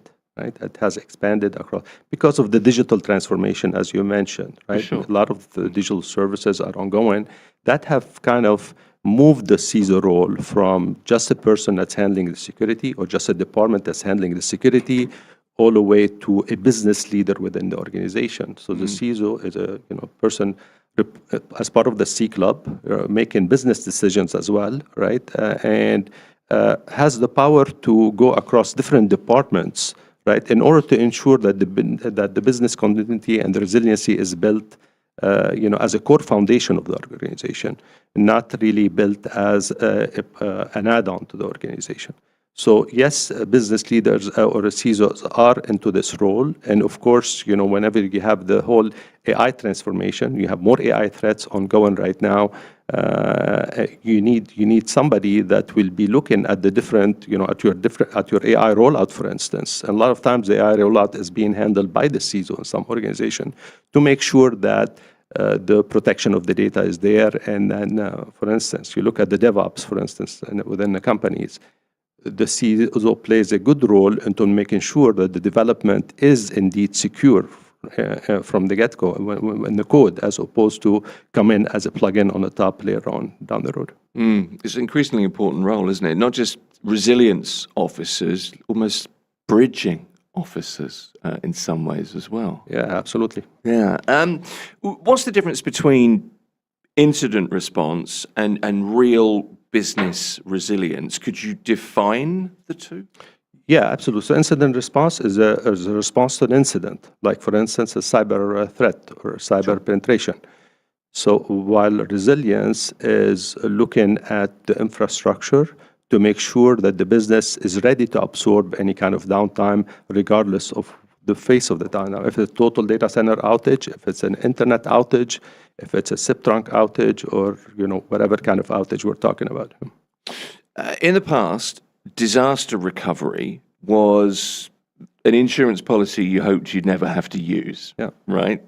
If the headline earlier this week was 700,000 cyber attacks a day. It's a very dramatic headline, but it has drastically increased because of where we are now in this current kind of economic climate, the conflict climate that we're in.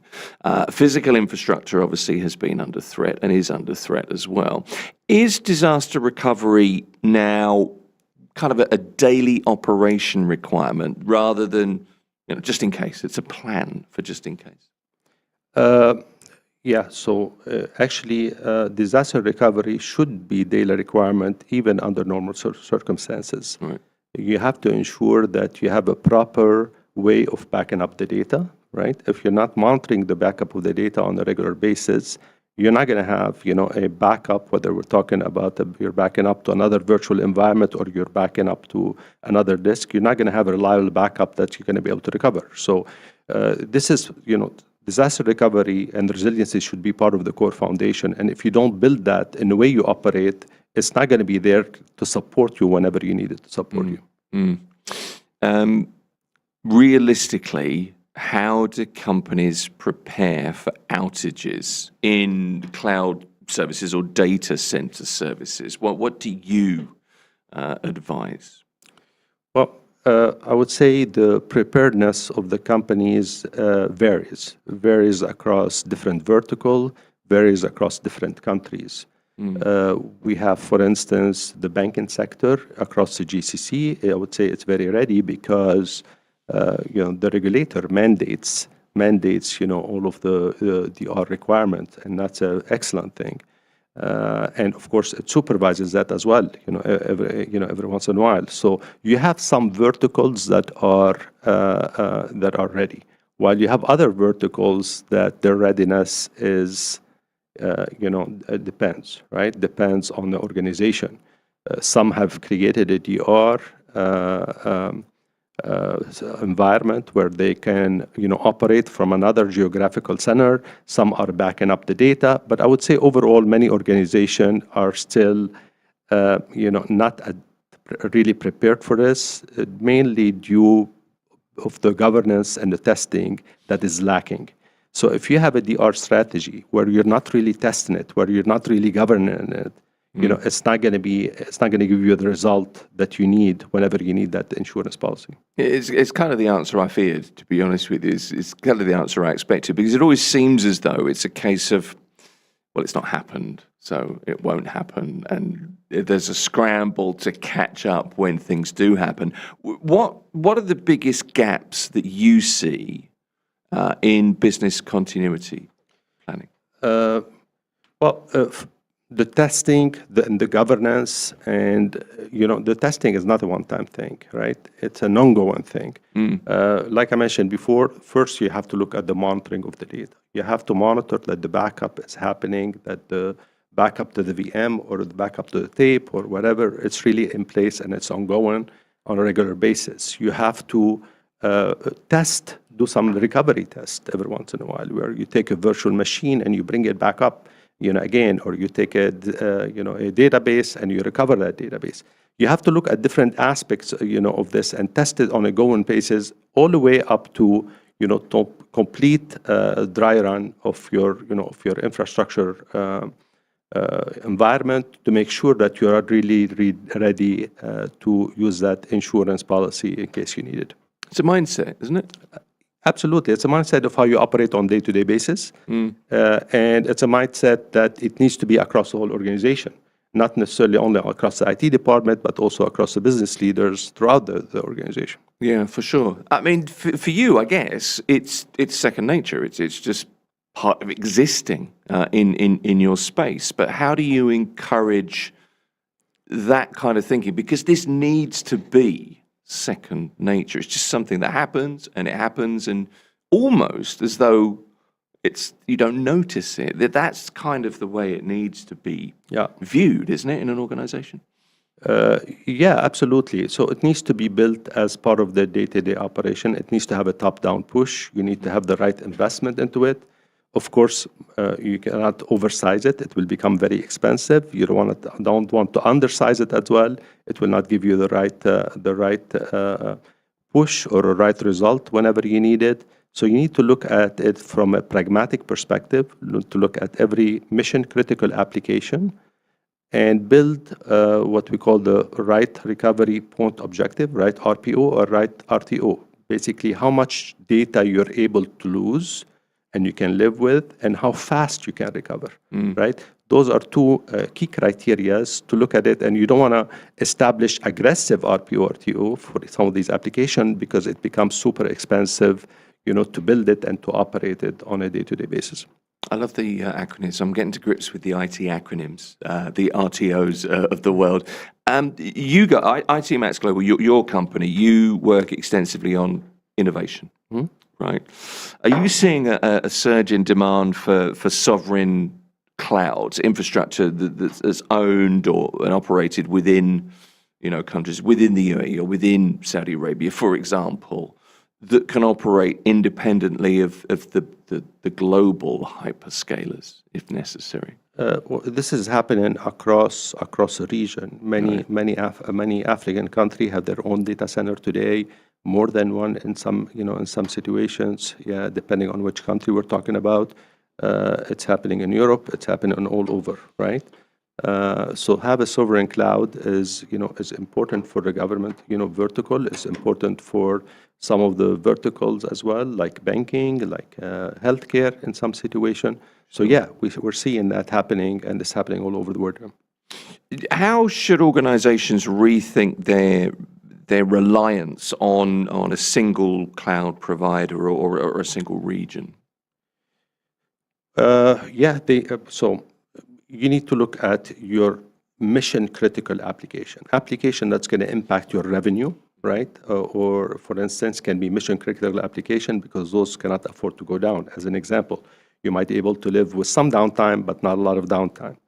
And for those, you need to build another geographical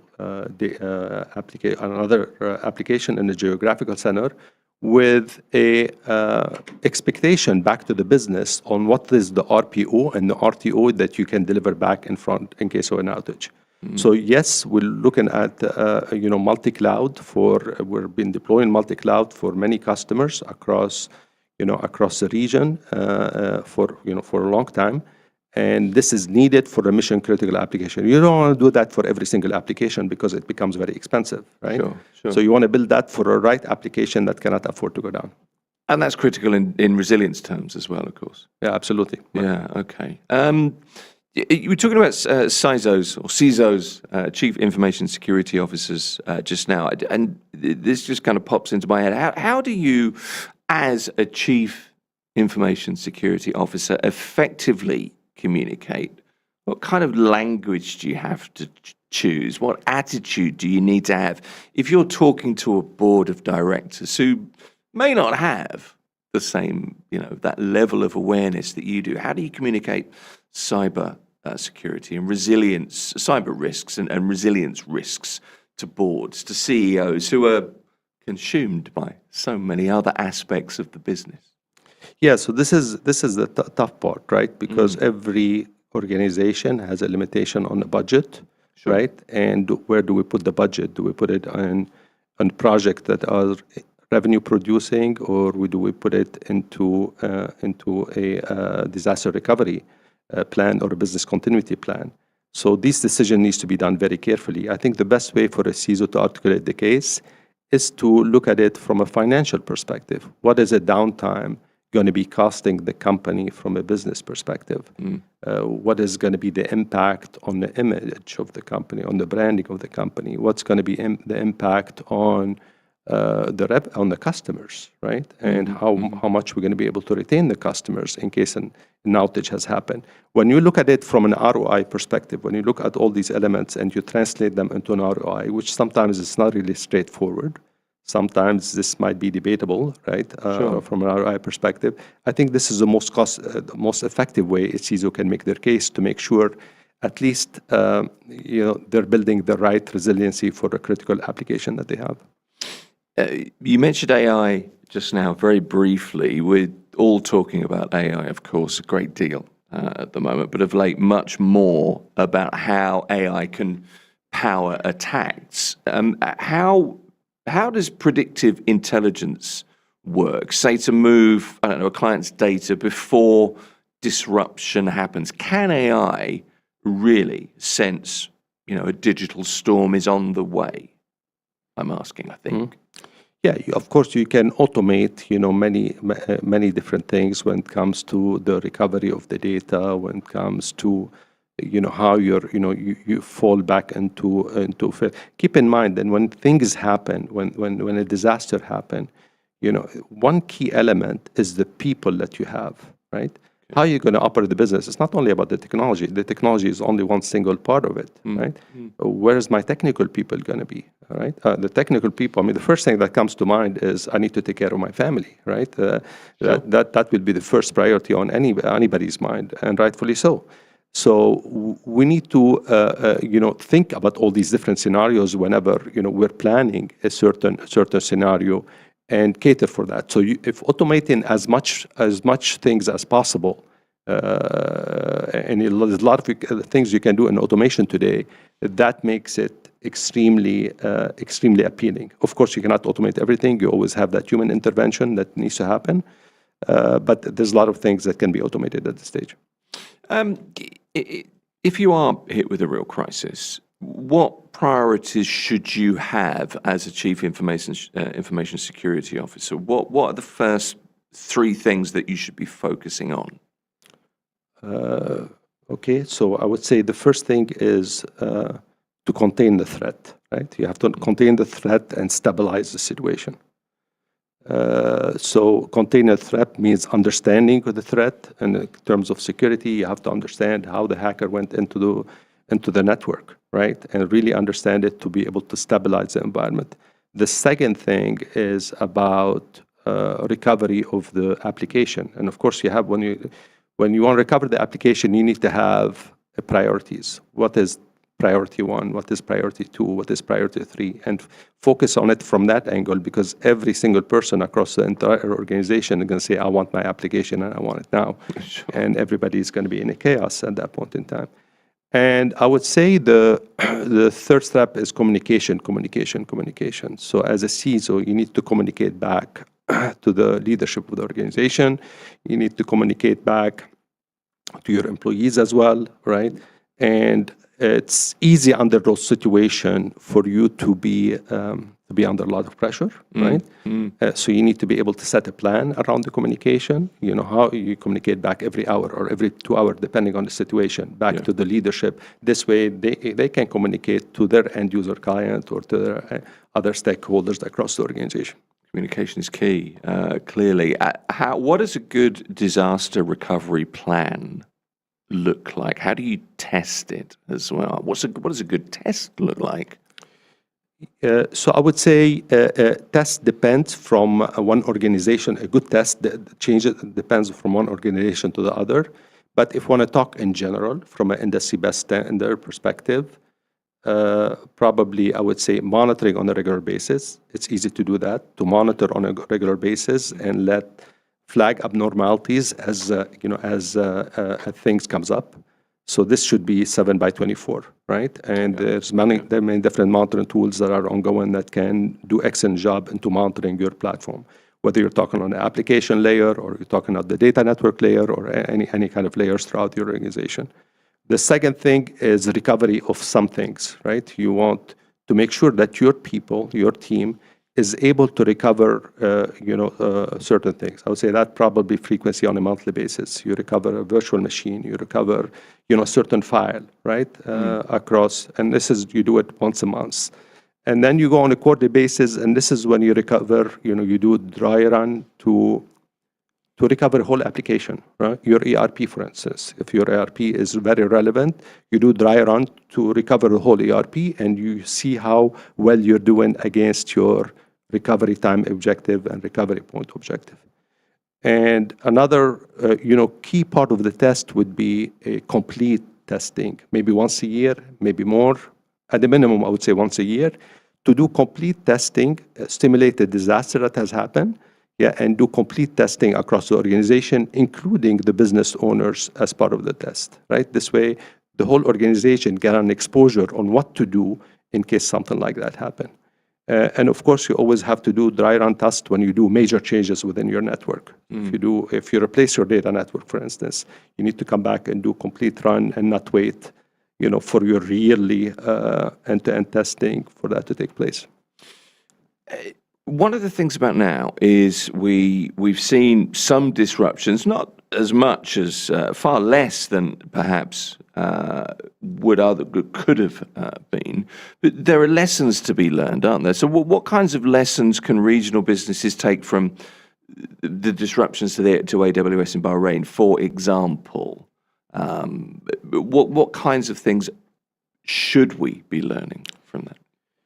I would say there's a lot of lessons learned that happened from this situation anywhere it happens across the globe. In this situation, I would say not just rely on the cloud like this. You have to make sure that you look at the DR that you have, because a lot of enterprises just say, okay, my data is in this specific data center.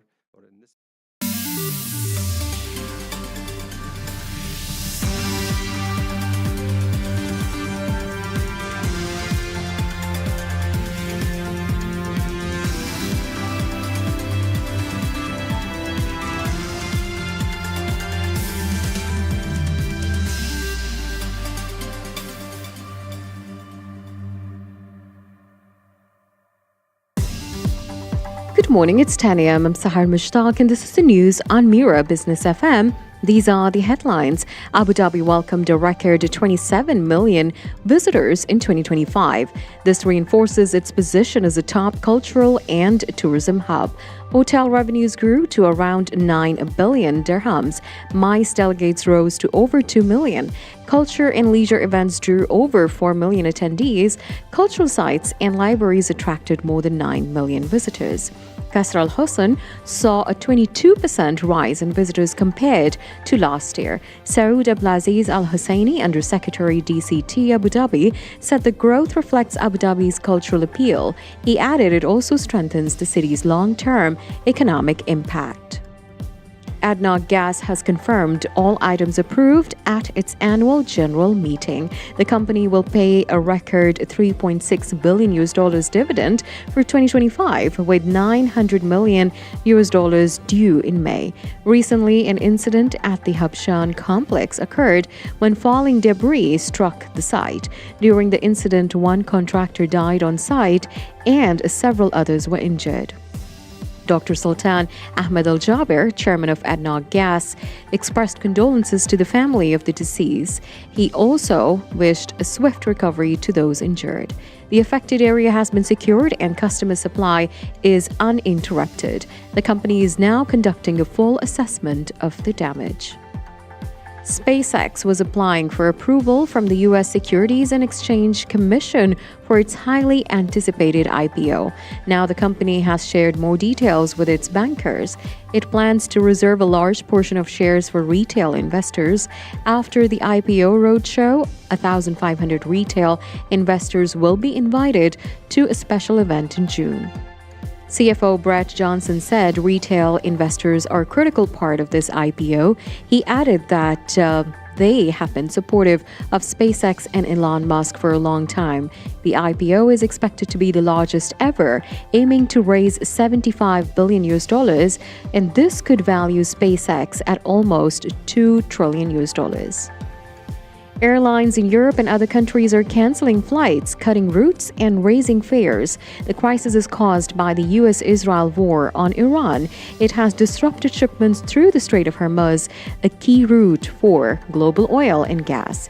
Bijit Payne, head of energy forecasting at Oxford Economics, says around 10 million barrels of oil per day have been removed from global supply, which has created a major shortfall. Jet fuel is one of the hardest hit areas. She explains that air travel is very sensitive to fuel prices. When supply drops, costs quickly pass on to customers, especially for leisure flights. With Brent crude prices rising sharply, the shortage is pushing the market toward rationing. And this could severely affect airline operations worldwide. That's the news for now. Follow more news on our website, mirabusiness.fm.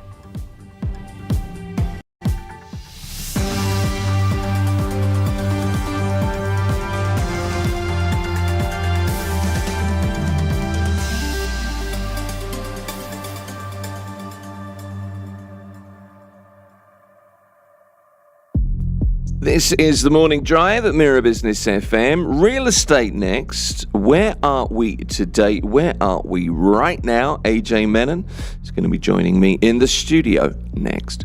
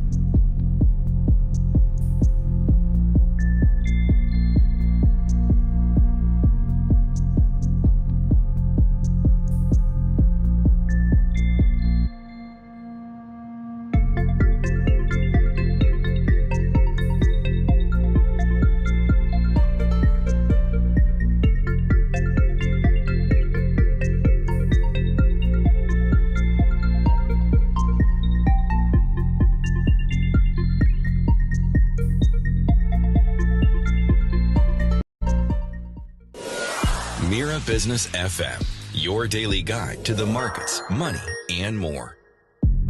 It's the morning drive. This is Mira Business FM. Once again, Tuesday morning. AJ Menon is here. He's the CEO of Lux Vista Real Estate, and it is a pleasure to see you. Welcome. Good morning, Tim. Good to have you here. So, look, the topic today is this, right? This is where we are at the moment in the UAE. It is quieter. That is fair to say. I think that's reasonable. There's tension, and we're all affected by it. But it's not what we're hearing from international media. No. I don't think at all. That's not the Dubai I see. But then I was thinking about this as well. It never really is. I don't hang around with the Beach Club Lamborghini set, so maybe that's not the. I don't relate to that. But the point is when people say Dubai feels quiet, and lots of people are saying that at the moment, and the roads are better, and all of that stuff. People are usually describing mood, not the market. Correct. Aren't they? That's how I think. So I try and sort of shift the conversations to facts and try and get the emotion out, because that's, we're leading with that at the moment, because, people are worried and stuff. But you're very soft with your comments, actually. The word on the market is Dubai is dead. It's crashed. It's gone. Well, that's international media saying, it's the end of the world. It's doom and gloom. And I find that really bizarre. I told you, didn't I? I was listening to it was a major news organization the other day, and somebody, I don't know, this person was based here, I think. Oh, it's a ghost town. And I'm looking around thinking, it's not. This was a live report. Try finding a parking at Dubai Mall at 4 p.m. on a weekend. Don't start me on parking at Dubai Mall. I once spent about an hour thinking, somebody's stolen my car. And then I realized I'd forgotten. Anyway, that's a different story. But it's not, social media headlines aside, let's not bother with that. There's a lot going on. Yeah, let's break it down very fundamentally. Go on. That, yes, people have left, but have they left for good? Or it's just a temporary knee-jerk reaction, they extend a little bit of the holidays. Let's keep that in one end. Okay. UAE, as such, 90% of UAE is made up of expats, expatriate population. This is true. Yeah. And around 65% to 70% are South Asians. By South Asians, it's Indians, it's Pakistanis, Bangladeshis, Sri Lankans, etc. Out of this, around 35 to 40% are Indians, 15 to 16% are Pakistanis. In absolute numbers, we are talking about almost 4 million people. Okay. Right? These are this group. Then you have your Southeast Asians, the Filipinos, Indonesians, and Thai. So that's a bunch of people. Then you have GCC and other Arab expatriate population, like people from Jordan, from Egypt, Syria, Lebanon. That's another easy 10%. Okay. Then we've got the East Asians, basically Chinese dominate that market. The CIS countries, Russians are dominating that market. That's another 3 to 4%. And you have the local UAE population, which is around 10%. And the Westerners, that's another 10%. We are talking about the British, Canadians, Americans, Europeans. I was wondering where you were going to lump me in there for a minute, but I made it in the end. You made it in the end. But this is actually a significant portion as far as the real estate buyers are concerned. Because, this is true. Yeah, because even though the British is actually makes up in that little 8 to 10%, but if you look at the people here and the investors, around 16 to 17% investors of Dubai real estate are British. 15, 16%? Yes, but again, there's a little side note to it. And most of these British people have British passports, but they're probably of Asian origin, Indian, Pakistanis, and the like. Okay, fair enough. So, but you can understand that, can't you? Because that's like a midpoint to home. That makes a lot of sense. Yeah. Okay. All right then. So that's kind of the makeup. But what are you saying when you look at the makeup? What are you surmising from that? So, unless all these people leave, Dubai cannot be a dead city, or UAE cannot be a dead country. And I'll tell you why and how. There's a war scenario behavior is dependent on 3 different factors. Okay. Core factors. One is basically your relative safety compared to the home country. Okay. Income dependency, Yeah. your job, your business, your tax residency status, tax structures. Then the third one is basically your exit options. Depending on your passport strength, what are your alternate options? Okay, so let's just look at safety first of all, relative safety compared to home country, and that depends on the metric you use, I suppose. Correct. But I look at it being UK national and living in the UAE for some time, and I've got friends saying to me, "Oh, what's it like? How are things?" It's fine. And it is fine. I don't feel panicked. I don't feel unsafe. So that relative safety, okay, I account for that. Economic dependence on Dubai. Let's take me as a personal case. As the center of the universe for this instance, for some reason. But working here and continuing to work here. So ongoing. Exit options. I'm fortunate in lots of ways. I could go home. I have a place I could go to. And I guess that's where we are for a lot of people. But the first thing is the relative safety thing. And I feel like you, I think we're banging this drum as though we're being paid to bang it, but we're not. I feel pretty I really safe, want to submit my invoice to AJ. somebody who can pay me. Yeah, we should get paid for this. But I do feel relative safety, and I think most people you talk to would feel the same way. I can't see that changing. But there you are. Let's break it down by the makeup that I just mentioned. So if I have to see, I'll start as an Indian. Okay.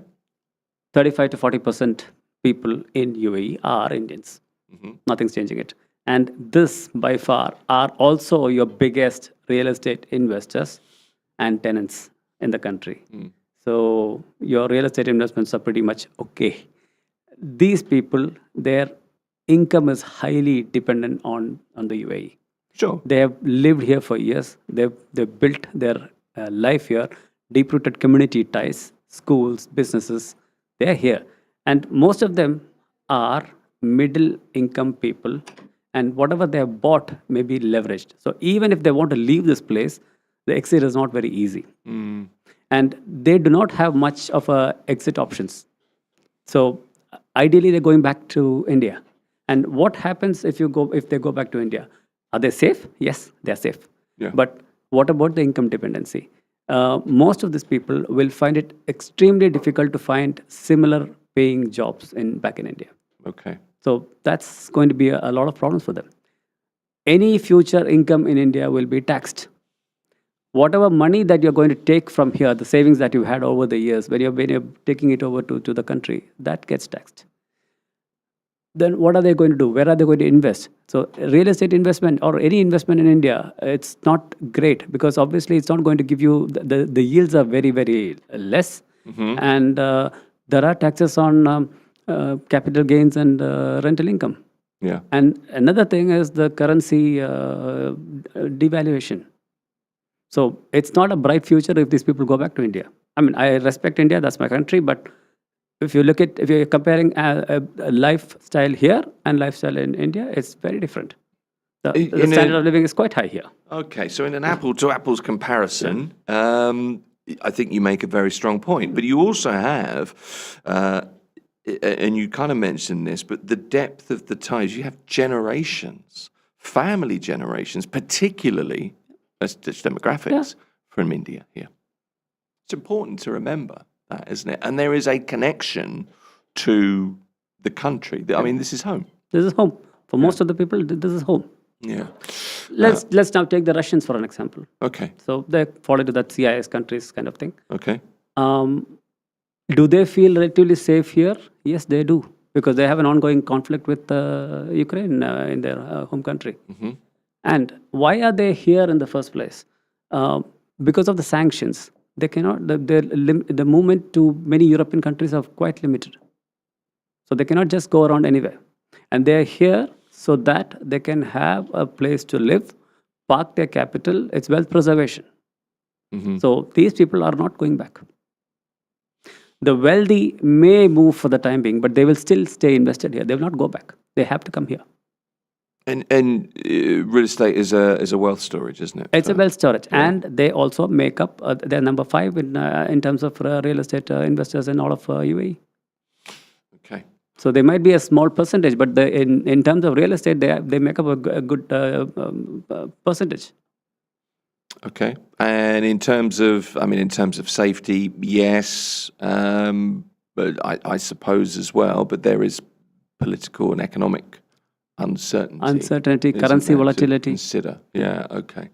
All right then. So that's Indian nationals, Russian nationals, Chinese nationals. Chinese. China, for them, the country is quite safe. The country is economically quite stable. But who are the people here? They are business owners. They might have production facilities. They're factory owners back in China, but their income is dependent on Dubai. This is because this is a trading hub. They have access to markets like the US. They have access to markets like the Africa. So they are highly income dependent. And in China, the capital movement is quite limited. The country actually regulates the capital movement.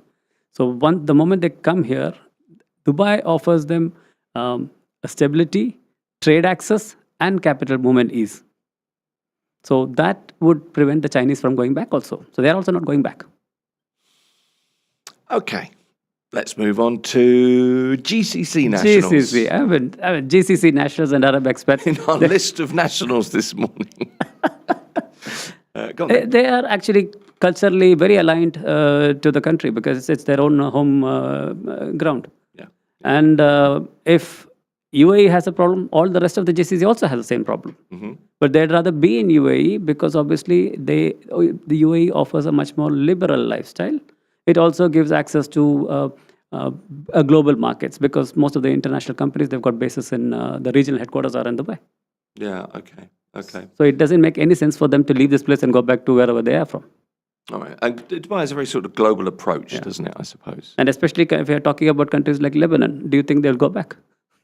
Okay. Well, if we talk about GCC nationals, we need to talk about UAE nationals as well. And obviously, this is home. This is definitely home. And if they've got a fantastic leadership actually protecting everything with whatever they have, why would they go? They know this market is great. And they don't even have to go anywhere. The leadership is so protective. They're caring about this, the whole, I mean, not just the citizens, they're even caring about the normal other expat residents. Okay. All right then. And then there's the other bunch, the Americans, the Europeans, the Brits, the Australians, all of those ones. The reservoir dogs. No, but see, these are the people who are the ones to leave. They are extremely mobile. Number one, they are not really extremely income dependent on Dubai or UAE for that matter. They came here to explore and expand. Okay. So, and yes, there is a group of people, I'm talking about especially British people, who've actually made a living here. They've also have lived here for 10, 15, 20 years. They are not the ones who are leaving. The newer people who were here for less than a year, couple of years, those people, they might have moved and they will keep moving because and they also have stronger passports. They have got multiple options to exit.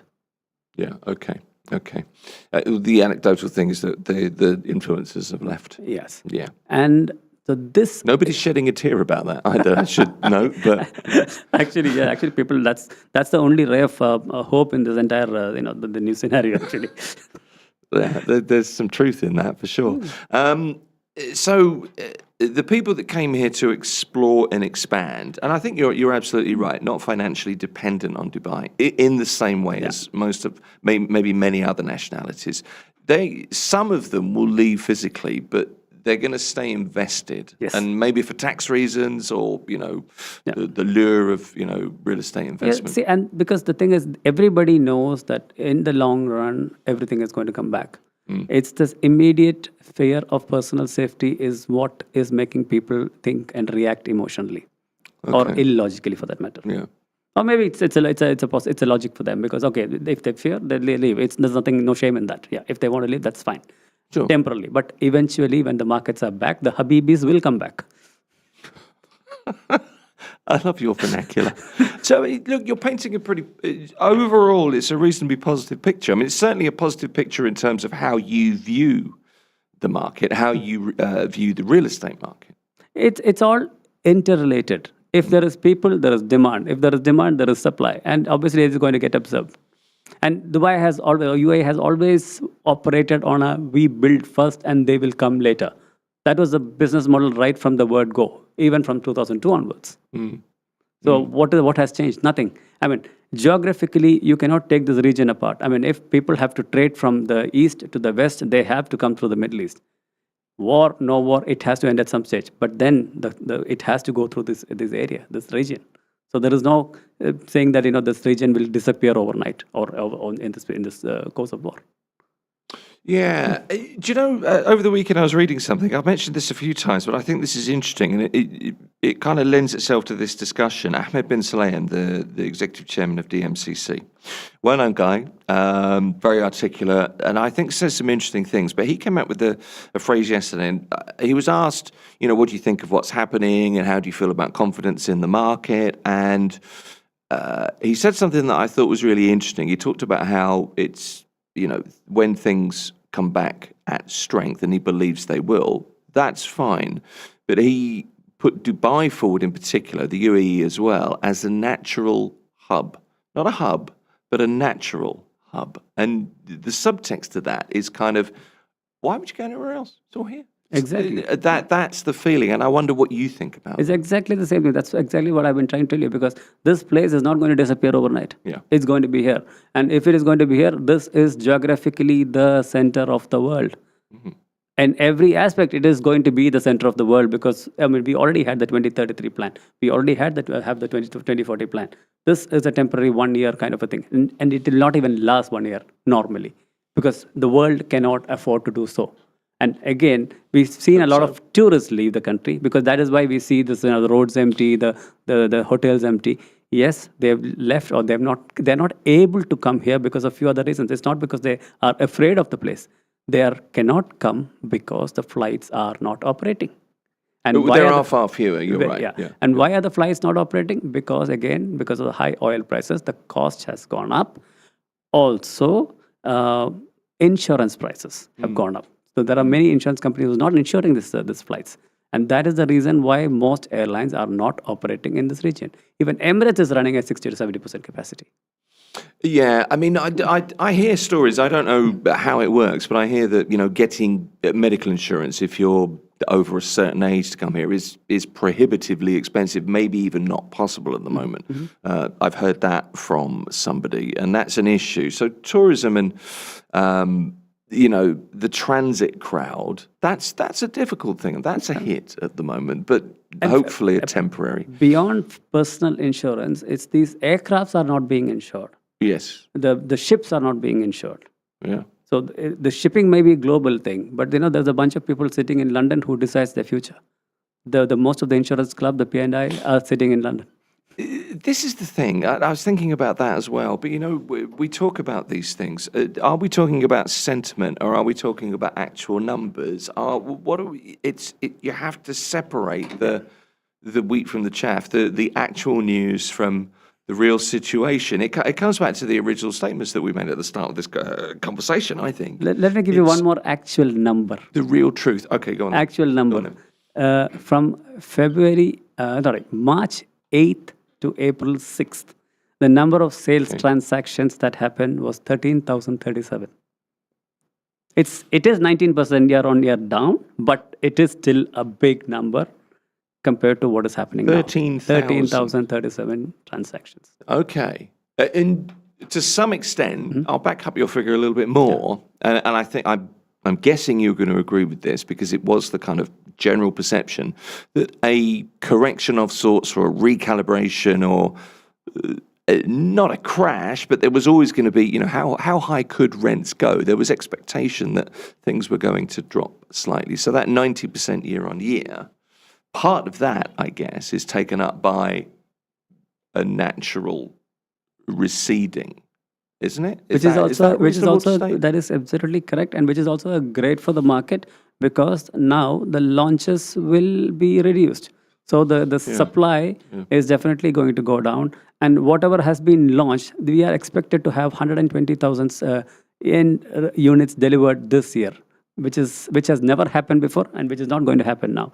Because on an average, they have only given around 40,000 to 42,000 per year.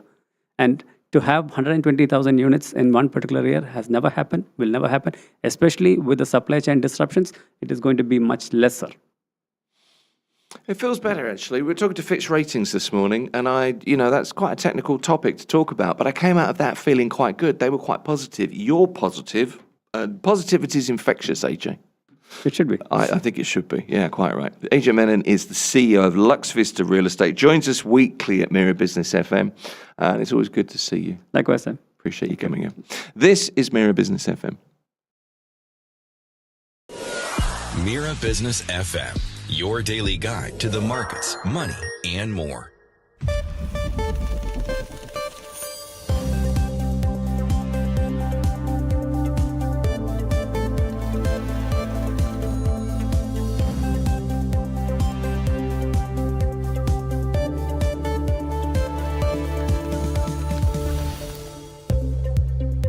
Good morning, it's 10:30 a.m. I'm Sahar Mushtaq and this is the news on Mira Business FM. These are the headlines. SpaceX was applying for approval from the U.S. Securities and Exchange Commission for its highly anticipated IPO. Now the company has shared more details with its bankers. It plans to reserve a large portion of shares for retail investors. After the IPO roadshow, 1,500 retail investors will be invited to a special event in June. CFO Brett Johnson said retail investors are a critical part of this IPO. He added they have been supportive of SpaceX and Elon Musk for a long time. The IPO is expected to be the largest ever, aiming to raise $75 billion. This could value SpaceX at almost $2 trillion. Airlines in Europe and other countries are canceling flights, cutting routes, and raising fares. The crisis is caused by the U.S.-Israel war on Iran. It has disrupted shipments through the Strait of Hormuz, a key route for global oil and gas. Bridget Payne, head of energy forecasting at Oxford Economics, says that around 10 million barrels of oil per day have been removed from global supply. This has created a major shortfall. Jet fuel is one of the hardest hit areas. She explains that air travel is very sensitive to fuel prices. When supply drops, costs quickly pass on to passengers, especially for leisure flights. With Brent crude prices rising sharply, the shortage is pushing the market toward rationing. This could severely affect airline operations worldwide. According to a report in BBC News, HubShot lost around 140 million website visits in a year. The company provides sales and marketing tools for businesses. Kip Bodner, the HubSpot's chief marketing officer, says AI is changing how people search for information. Users are switching to AI tools, and research engines now show AI summaries at the top, which means fewer people click through to websites. The click-through rate is 60 to 70% lower now. Companies like HubShot are trying to appear in AI-generated answers. And now a quick market and currency update for those tracking remittances. 1 dirham equals about 25.51 Indian rupees, 76.02 Pakistani rupees, 33.39 Bangladeshi taka, 16.44 Philippine peso, 14.84 Egyptian pound. Meanwhile, 1 British pound is equal to 4.86 dirhams today. That's the news for now. Follow more news on our website, mirabusiness.fm.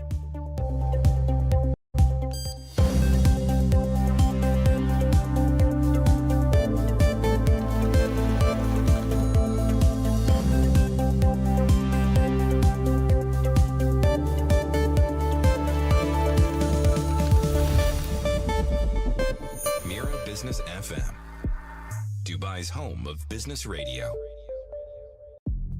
This is the morning drive.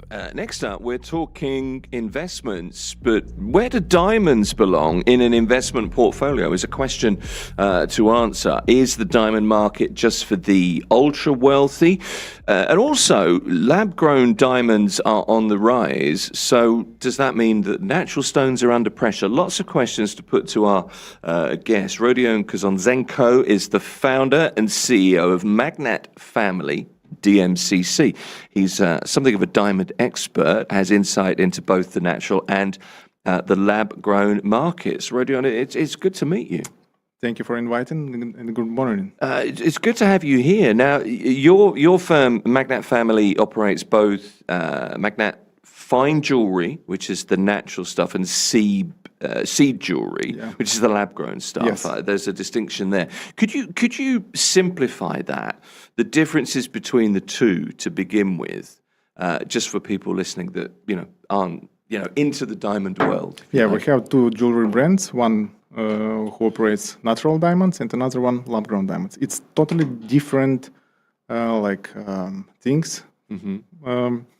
Natural we offer to our clients like an investment, not just a beautiful thing, just a daily jewelry. It's like a real financial tool, because with some specific characteristics you can save and increase your capital. Okay. But if we're talking about lab-grown diamonds, it's a very good option for those who want to look on $1 million but don't want to spend $1 million. Okay. Yes, and it's absolutely same mineral, 100% carbon, with same chemical, physical, optical characteristics, and the main difference is only value. Lab-grown diamonds doesn't have any value. It's just for enjoying every day.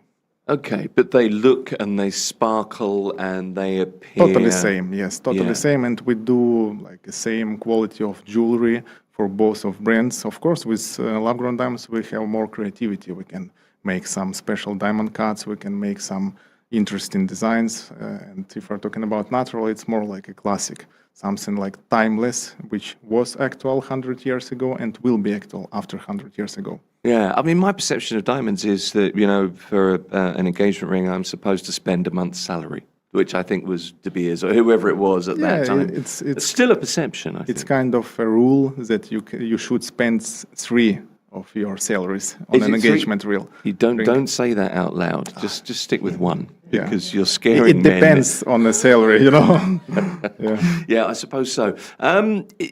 How did the two different assets? I mean, a natural stone can clearly fit into an investment portfolio, certainly as a store of value, I would guess. Yeah. First of all, I want to say that there is a very big false stereotype about natural diamonds, that all of them are valuable. No, that's not It's not true. Yes, it's not true. Okay. Only 20% of natural diamonds can be used in jewelry, and only 3% of the 20% diamonds which are used in jewelry can be used like an investment.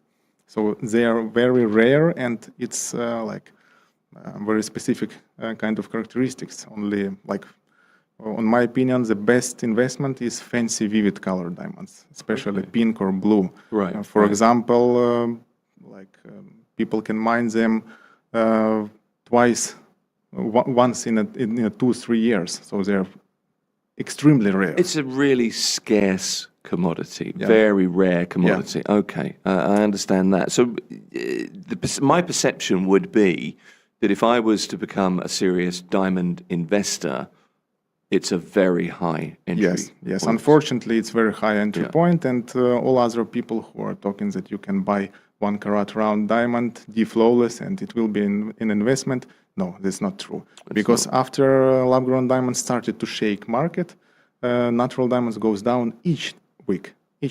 I'm I'm working on Diamonds Exchange for 11 years. I'm a member of Dubai Diamonds Exchange, of a lot of other exchanges, and I see all these prices. They're going down each Friday. Like Rappaport is renewing, and we see what's going on. So if you want to invest, you shouldn't go to boutique or some big brands or some jewelry stores. You should go direct to diamond brokers, to diamond exchange companies who can provide you direct source of the real and rare stones. Or, of course, you can go to some auctions, Sotheby's, Christie's, and find there something pretty rare and valuable. Okay, and that's if you're looking from an investment perspective. So hence why you say it's 3 months' salary now, because you can get a better diamond than you could a few years ago. Yeah, but it can save some part of your money if we're talking about just an engagement ring or some good quality natural stone, but it wouldn't go up. We're talking about situation right now. Maybe after 5 years something will change, who knows? But now diamond market looks like this. Well, I can imagine, but the supply of natural stones is finite. I mean, there's only a certain amount that we could mine. Yes, and why colorless and small stones are going down? Because lab-grown diamonds, like they're changing, they're taking their place, and there is no sense to buy some small stones and like invest or just pay a huge amount. You can pay 10 times smaller amount and have absolutely same quality product. And as you say, you can look $1 million without having to spend $1 million. Yes. How does I'm interested? I know very little. I'm aware that there are natural stones, there are lab-grown stones. How do you grow a carbon-based entity like a diamond? Yeah, there's two ways how you can grow diamond: CVD and HPHT. HPHT is a procedure which, like, absolutely same how it grows in the earth. High pressure and high temperature. Okay. CVD, it's chemical vapor procedure, and it's more controlled by people. So we use CVD because we can make best quality. For example, like I can say that lab-grown diamonds were used in industrial all the time, and in last 5 years they became mainstream because people understood how to make top quality lab-grown diamonds. That diamonds which looks absolutely same like investment quality of natural diamonds. And it's a new opportunity for consumers to enjoy the beautiful diamonds. Okay. Let's get back to investing. How does diamond investing compared to, given where we are now, the uncertain times economically, it's a tougher time at the moment. But how does diamond investing compare to other hard assets or gold, for example? To be honest, I don't like to compare diamonds like an investment tool with something else. Okay. Why? Because for my opinion, diamonds is like a anti-crisis tool. It's your safety tool, because when we have some difficult situation in politics, economics, or even like we have here in Dubai or in my home country in Ukraine. Sure. Yeah. What will you take with you if you need to leave country? You wouldn't take your gold because it's too heavy. You wouldn't take your cars or houses. Your bank accounts will be frozen. Your business will stop. So what we have? Only diamonds. This is the smallest type of value concentration in the world. There is nothing like diamonds which can concentrate millions and millions of dollars in 1 centimeter. It's a good point, because when you were saying that there, you said you don't like to compare it to gold, and I was thinking, well, it is, in a way, it's a safe haven investment in the same way as gold, but I hadn't considered the weight issue. Yeah. At all. Yeah, it's very easy to transport from one country to another country, and the concentration of value is insane. Like there is no tools which can concentrate such a huge amounts in something such a small. And so, for my opinion, diamonds is more like a diversification tool. Like all wealthy men should have like different to make assets. sure that you have lots of different, something in gold, something in diamonds, something in other tools, and diamonds. It's one of them. It's long-term investment. It's not short-term investment, and like you can't buy it and resell for like it's bigger amount. You would trade. Yeah, is it? yeah. No. For trade, you should be like me, to work on diamond exchange and.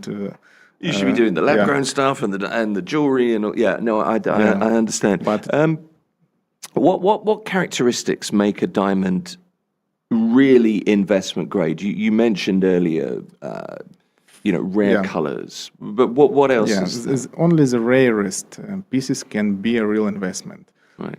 It's fancy colored diamonds, which are not white, you have another color, and only two colors, intense and vivid. Okay. It's like most beautiful color which we can see in colored diamonds, and they're the rarest.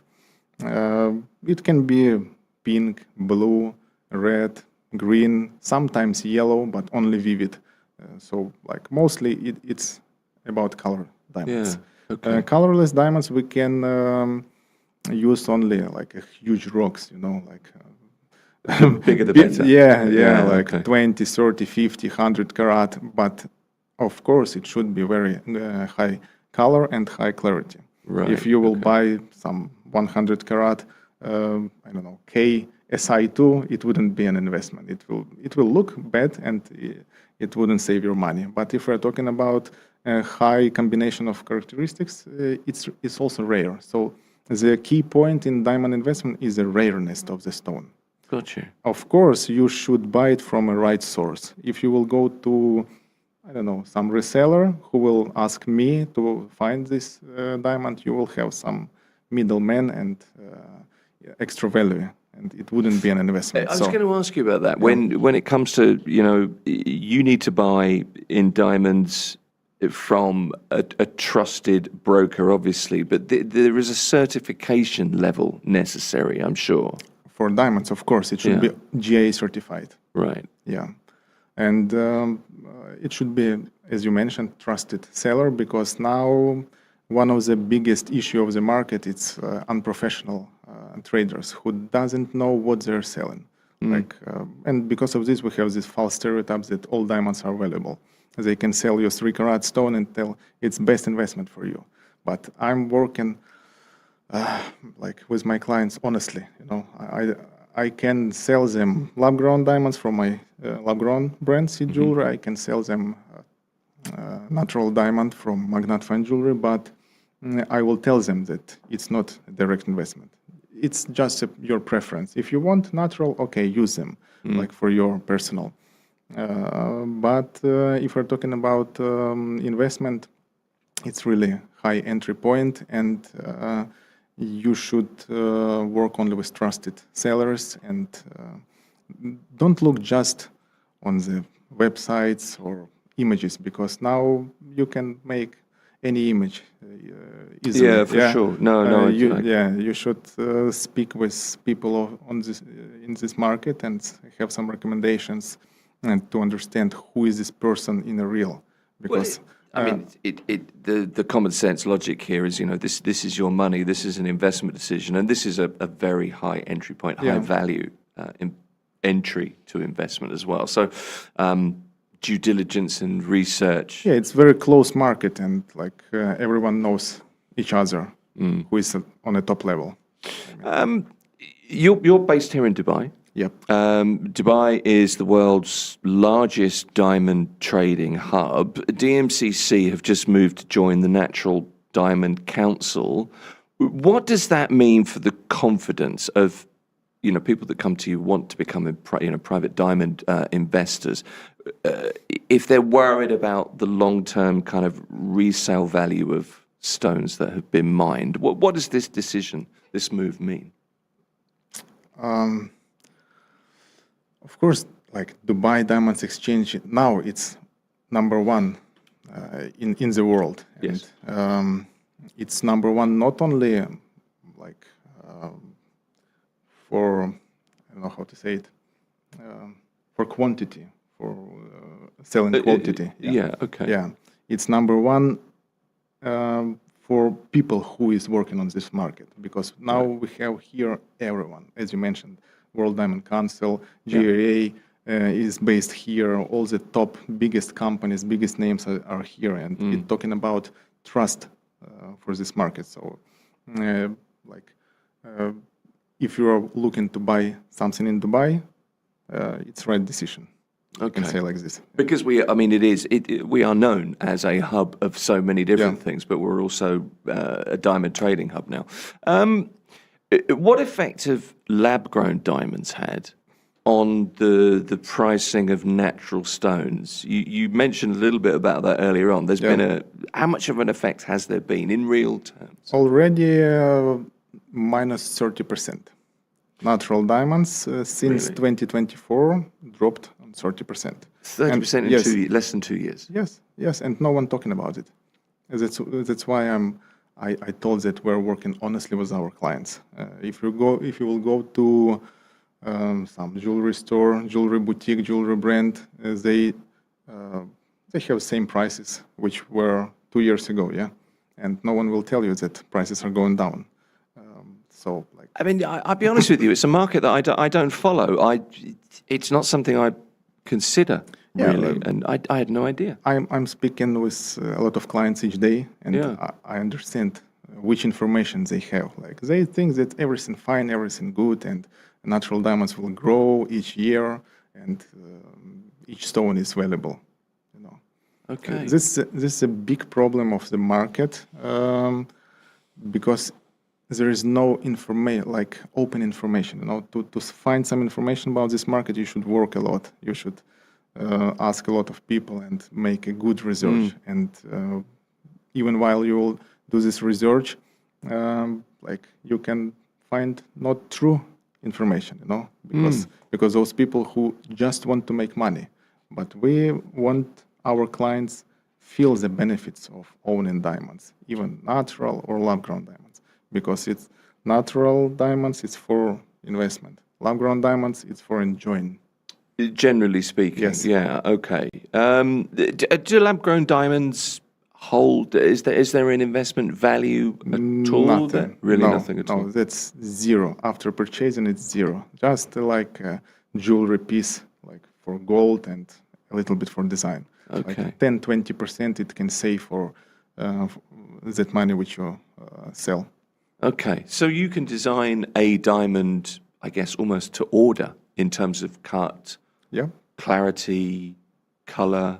Yeah, in we the lab. can. You can do. Yeah, we can do any shape of diamond. For example, we have diamond in the shape of Ukrainian map.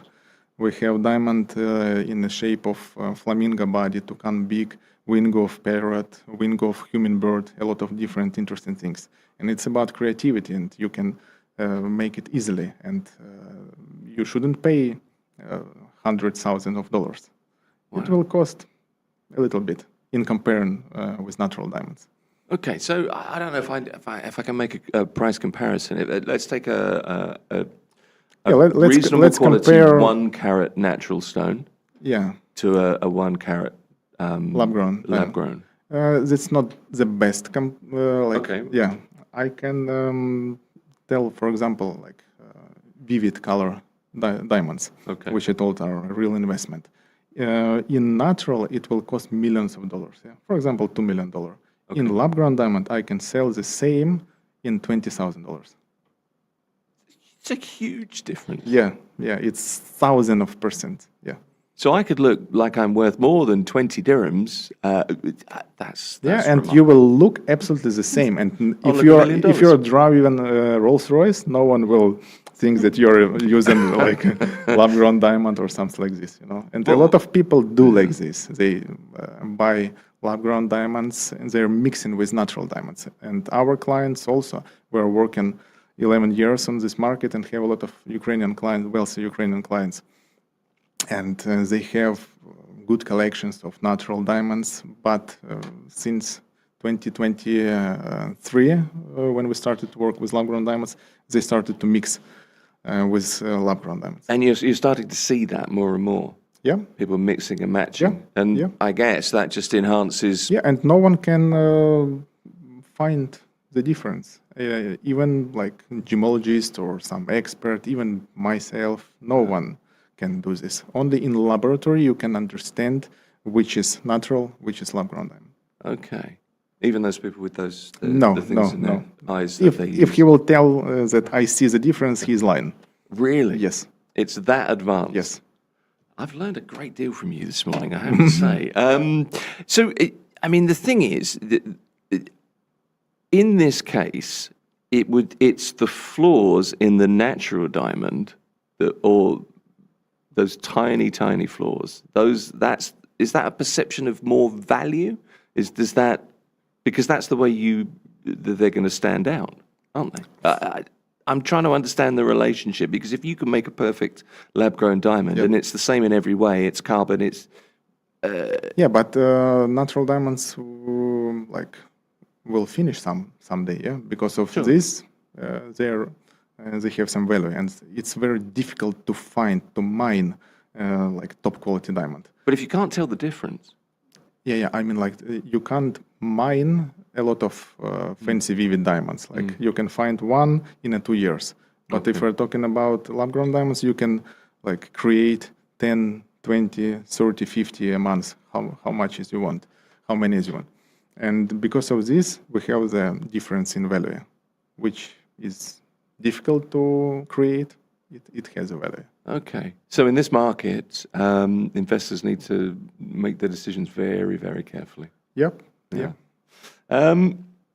Which regions are driving demand and influencing prices?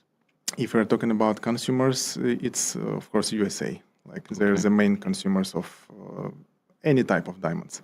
But if we're talking about producing, that's India, because like 70-80% of producing diamonds, it's concentrated in India. Like mining, it's Africa, but producing, when you mine a diamond, you should cut it. Yeah, sure. And 70-80% of all the diamonds in the world are cut in India because of very low prices.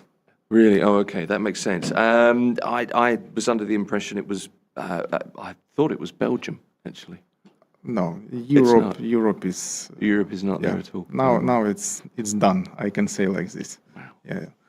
Belgium, London, Israel. We also worked with a lot of diamond exchanges all over the world. But now, like main, it's Dubai, like a trading hub. And if we're talking about producing, it's India. It's remarkable. Final question for you, and I had to look this up, and I'm going to ask you to put two stones side by side. If you had to put your own money into a stone as a relatively long-term investment, let's say a decade, let's say 10 years, what are you choosing? Natural, round, brilliant, or really high-spec, lab-grown, fancy color? No way. No, you can't Always ask me natural. this after our conversation. No, I know. Yeah, But it is always natural stones. Yes, always natural. Yeah. Yeah. It's fascinating. It is. I really enjoyed talking to you. I say that to a lot of people, but I really do mean that. Rodion Kazanzenko is the founder and CEO, Magnat Family DMCC, a diamond expert. Learning this morning. Rodion, thank you. Thank you for inviting. Appreciate it. This is Mira Business FM. It's the Morning Drive.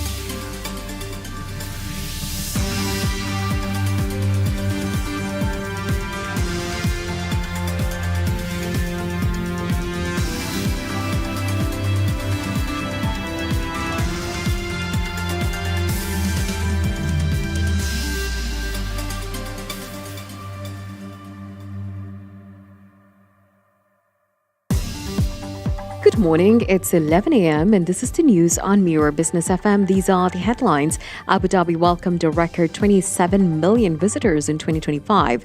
This reinforces its position as a top cultural and tourism hub. Hotel revenues grew to around 9 billion dirhams. MICE delegates rose to over 2 million. Culture and leisure events drew over 4 million attendees.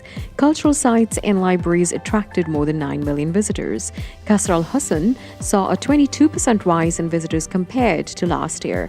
Saud Abdulaziz Al Husseini, Undersecretary DCT Abu Dhabi, said the growth reflects Abu Dhabi's cultural appeal. He added it also strengthens the city's long-term economic impact. ADNOC Gas has confirmed all items approved at its annual general meeting. The company will pay a record $3.6 billion dividend for 2025, with $900 million due in May. Recently, an incident at the Habshan complex occurred when falling debris struck the site. During the incident, one contractor died on site and several others were injured. Dr. Sultan Ahmed Al Jaber, chairman of ADNOC Gas, expressed condolences to the family of the deceased. He also wished a swift recovery to those injured. The affected area has been secured and customer supply is uninterrupted. SpaceX was applying for approval from the U.S. Securities and Exchange Commission for its highly anticipated IPO. Now the company has shared more details with its bankers. It plans to reserve a large portion of shares for retail investors. After the IPO roadshow, 1,500 retail investors will be invited to a special event in June. CFO Brett Johnson said retail investors are a critical part of this IPO as they have been supportive of SpaceX and Elon Musk for a very long time. The IPO is expected to be largest ever, aiming to raise $75 billion. This could value SpaceX at almost $2 trillion. That's the news for now. Follow more news on our website, mirabusiness.fm.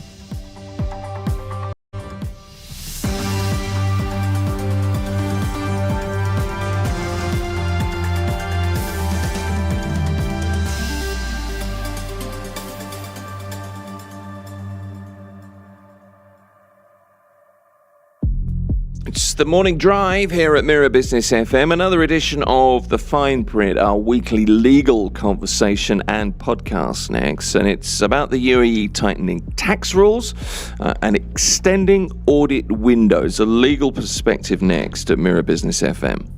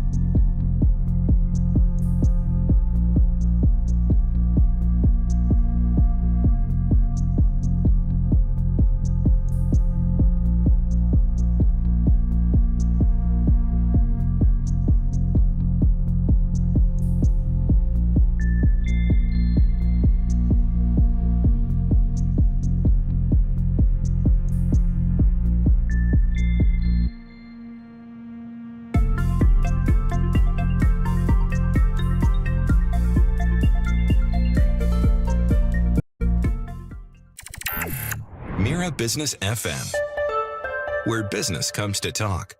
This is Mira Business FM, and it's another edition of our weekly legal show and podcast, The Fine Print. This time, new tax rules in the UAE now in effect as of this month, and they bring updated refund deadlines and also extended audit windows that businesses really do need to be aware of. Now, while the changes they're kind of technical in nature, they could have real implications for compliance, for cash flow, and also risk exposure as well. So what this means in practice is not something I can do in detail, but my guest can, because he understands this stuff far better than I. Legal expert Raymond Kaswani, he's a partner at Davidson & Co. Back with us. Good to see you, Raymond. Very good to be back. How are you? Good to have you here. I'm all right, thank you. I need to get to grips with this. Tax is an area I'll be honest with you. Tax, people say the word, and there's a feeling of fear that enters my body. Am I unique? No, because I have the same sense of fear and also extreme drowsiness whenever tax comes up. I know it's very difficult. It's not a sexy topic, but the point with this is it's very important. Obviously, particularly important because this is kind of an update for CFOs. Really, the era of passive tax management is kind of officially over. So let's start with an overview. The key tax rule changes that have come into effect, because this is right now, it's this month. Yeah, I mean, the key point is that these kind of April changes aren't happening in a vacuum or in isolation.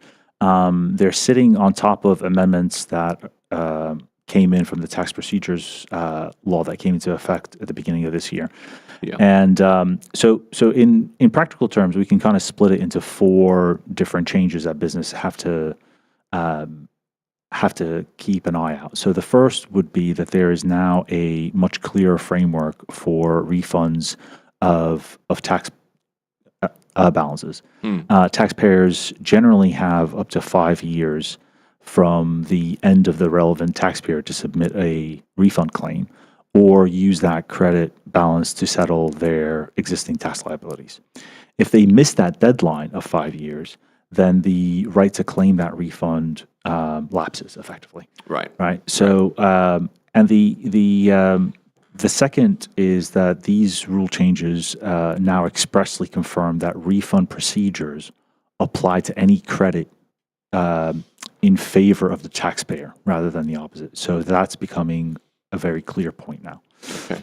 The third is that there's an extension of record keeping and audit related time exposures for certain refund scenarios. If a refund application is submitted close to the end of the limitation period, the Federal Tax Authority can still audit or assess beyond the usual 5-year window, provided it does so within a specific additional period. The law is now expressly allowing the FTA to complete that process within 2 years from the date of the refund application in those cases. And sort of lastly, the amended framework also tightens up the rules around voluntary disclosures and around confidential the tax information. Right. So the overall direction is greater procedural clarity, but with also more formal oversight by the FTA. Okay, so let's look at a few of the points in more detail. This is from April the 1st. Gladly not an April Fool, but close enough. There were a few this year. What's happened is the ability to carry forward tax credits indefinitely is gone. Right? So that means if you don't claim your refund within 5 years, it vanishes. And that was kind of a housekeeping move in a way by the Ministry of Finance. But it also means, doesn't it, it's strategic as well because it gets liquidity moving back in to the private sector. That's important. Yeah, exactly. Yeah. All right, though. So there is a transitional window closing at the end of this year. I think it's New Year's Eve 2026, I believe, for those with long-standing balances. How do the new refund deadlines impact businesses what do you anticipate from your clients on a day-to-day basis?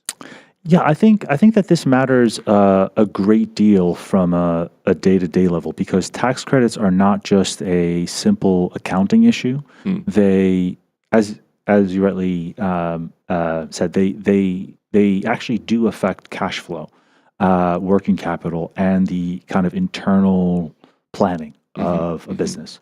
In the past, some companies were comfortable leaving credit balances sitting on the system for long periods of time. Right. Under these amended rules, that kind of practice is going to become much riskier. The law now imposes that defined time limit of 5 years from the end of the relevant tax period to be able to claim your refund or to use it against your existing liabilities. So if you don't make the claim within that time period, you've effectively lost that right to a refund. What that translates to, what that means is that finance teams can no longer treat old balances as something that they have to tidy up later on, right? They need to identify what those balances are, what they relate to, confirm whether they arose from an overpayment or a return or a voluntary disclosure or from an FTA decision, whatever it may be, and then be able to apply the deadline carefully to it. Right. The law is providing some flexibility where the credit balance arises after the 5-year period or in the last 90 days of it, but it still requires active monitoring and sort of taking a proactive step, right? So there is also kind of an important transitional rule. Taxpayers whose 5-year period had already expired before the 1st of January of this year, or would expire within 1 year from that date, they were given a 1-year window from the 1st of January to submit refund requests. There's also been some reporting that businesses with long-standing credit balances that were effective until the 31st of December can claim refunds and offset in that transitional period. So in sort of real business terms, the daily impact is that finance teams should be reviewing their business ledgers now, not later. Making sure that old credit balances are reconciled, documented, and either used or claimed within this period. Otherwise, you're seriously going to be effectively leaving money on the table. You're going to lose it, aren't you? Okay, if you're sitting on tax credits. Another thing, while we're on this kind of timeline aspect of this, is that audit windows have been extended. So it used to be talk was of a 5-year limit, right? Now, in cases of tax evasion or maybe failure to register, for example, the FTA can look back 15 years. I read. So I suppose for want of a better term, high risk cases, the books are never really closed or certainly open for 3 times as long. Yeah, exactly. It does sort of change the audit window as to what it means in practical terms because ordinarily the FTA cannot conduct tax audit or issue tax assessments after 5 years from the end of a relevant tax period. Yes.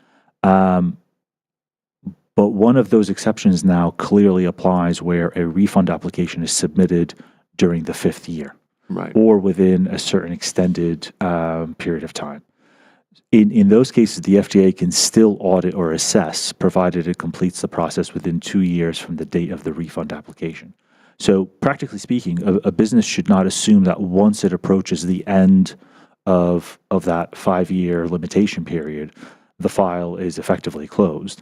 A refund claim can effectively reopen or restart the scrutiny timeline, and that has some practical consequences to it. I mean, first, you can have businesses tend to keep their supporting documents. They will be required to keep it for a longer period of time now. The refund claims should be treated as an audit triggering event rather than just an application for a refund. And I think it also kind of affects the transaction hygiene, if you will. If a company is making a refund claim in 2026 relating to much older tax periods, it needs to ensure the people, the records, the data, the invoices, all of these things can defend that claim and are still available and are organized. That's important to know. What else have we got? There's an awful lot here, and I'm trying to be methodical, but I'm going to jump about because retaining the information is hard when it comes to tax. Obviously, the law now requires that businesses keep documents for an additional 2 years, as you say, if a refund claim is pending near the expiry date. If you're an SME and you've got limited storage, digital storage, or physical filing area, that's an administrative burden, isn't it? Because that kind of extended preservation creates, you've got to be able to prove this. You need to think ahead and think, we do need additional storage, whether it's digital or not. Yeah, I mean, it's quite difficult, and especially on those SMEs, because they are going to be triggering those tax filings. But as you say, sort of, it's about resource spend. And, it is, yeah. And what do you do? So, I mean, I think that there's some practical things that especially SMEs can prioritize. I think a good first step would be to review whether you have any old tax credit balances and determine the deadlines for claiming or using those. That's urgent because, again, if you miss that deadline, you effectively have left the money on the table. Another thing that they can do is try to gather and centralize the supporting documents for those balances now, and not wait until the FTA queries that down the line, effectively. Okay. The third is check whether the accounting team or the external provider has a clear process for tracking refund applications and keeping up with limitation dates, because there are a lot of SMEs that will use an external provider to deal with their accounting and their tax recording. I think it's also making sure that there's a straightforward document retention policy in your company that's actually followed in practice, because where those refund claims are there, you will need to effectively have that documentary evidence to back it up. Yeah. So I think for SMEs the main danger isn't necessarily the complexity of the situation, but it is the delay and the lack of procedure in place. The businesses that act clearly and early usually have a lot more options than those that are acting towards the end of the deadline and trying to do things urgently. You don't want the cardboard box with a pile of receipts in, Yeah, do you? exactly. That's what you. Exactly. But actually, it's good practice, isn't it? This as much as anything, and the reminder in this, as a directive, I think that's something important to point out. Can I ask you a few kind of quite broad questions, Raymond? What this change means for companies in real practical terms, and how prepared you think businesses in the UAE are at the moment? Because it's not, keeping up with tax rules is important, but it's hard because it's complex, but it's a discipline, isn't it? It's also, we have to remember that tax is a very new concept to the UAE for businesses, right? So, unlike other jurisdictions where company tax or VAT has been around for a very long time. VAT only came into effect in 2018, right? Yeah. Yeah. So we do have to kind of keep that in mind. But I think some companies are, but many aren't fully prepared, shall we say?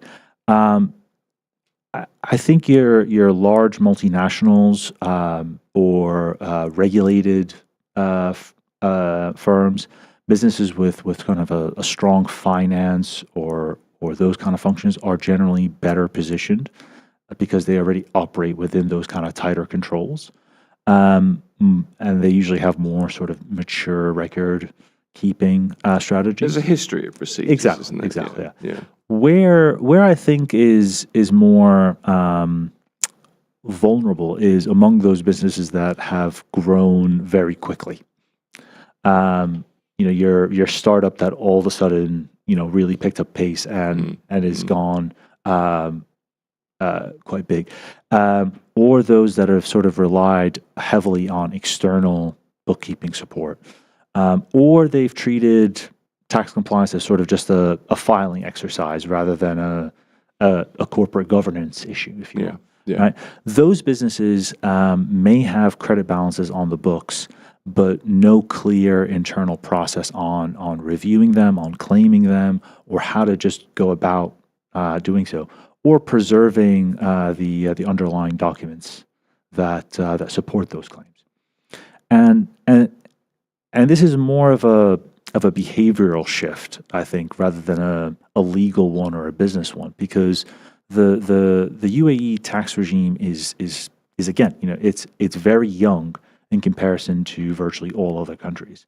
Some businesses have they've kind of remained accustomed to a more informal approach, sort of pre-tax regime, if you will. But the direction of travel is very clearly toward a more mature enforcement environment, with clear deadlines, structured procedures, formal disclosures, greater ability for authorities to continue reviewing. So, whether it's tax, whether it's compliance, whether it's all of these kind of things, they're not really just side conversations or just sort of a tick box approach. They are really heart and soul of your business, even if they're boring, if it's not what you wanted to do, etc. So, I would say that awareness is certainly increasing, but preparedness is very uneven depending on the size of the business, the maturity of it, and the awareness of it.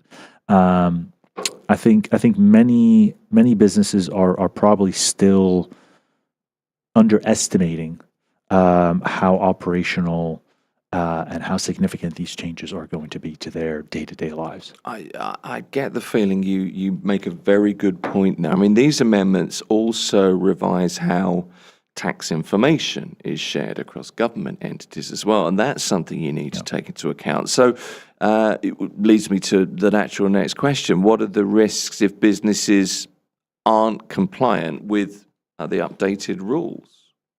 Well,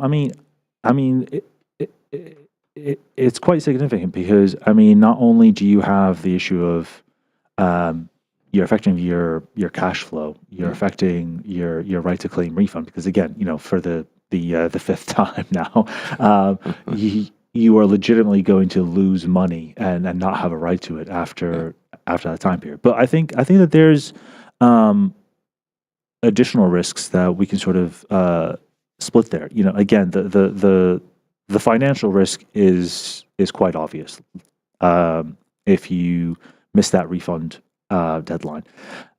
But there's also a procedural risk there, where even where a claim is filed, if you have poor supporting documentation or weak internal records, that's going to significantly delay the process. It's going to prompt a lot of follow-up questions. And it's going to weaken your position to be able to claim. And you're effectively going to be wasting more time to try to chase that refund rather than going about your actual business. Yeah. Right? Yeah. So there's that issue. There's also the issue of if you say a business files a refund claim late in the limitation cycle, that can expose the underlying tax period to a longer review, if you will. So if the records are incomplete, inconsistent, if they're not retained for additional required periods, that creates obvious issues for the business. And then I think lastly, kind of there's a broader corporate governance risk where weak tax processes can affect more than just the tax file itself. They can create board level concerns, lender concerns, due diligence issues if you're involved in an M&A transaction, for example, and just complications if there's disputes or you're trying to attract investors.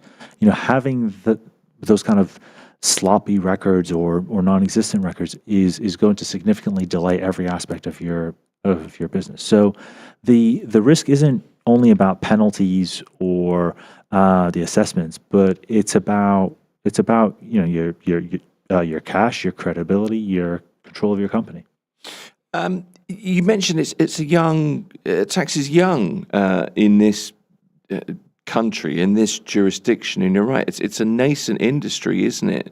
And one of the things is, I think, keeping up to date with the changes as it grows as a system. So there's another side to this as well, that you need to, I guess, anticipate that there will be more updates. There are going to be more clarifications to the rules, probably in the not too distant future as well. And I suppose that's something that you, on a day-to-day basis, have to recognize.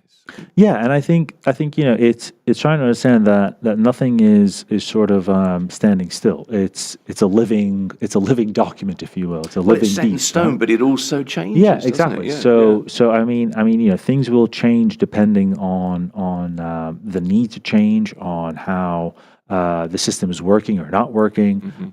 So it is a kind of a trying to keep up with the times and trying to make sure that you are on top of it. And the more sort of clean house you have, the better organized that you will be, and it will just allow you to conduct the actual business that you're in, rather than having to sit there doing all this additional admin, if you will. Yeah, that's right. Get it off out of your head, off your shoulders. Exactly. That's the thing, isn't it? I suppose that's one of the benefits of, if you are keeping up to date with things. Something I wonder is, do you see the changes in the tax code from the authorities as a way of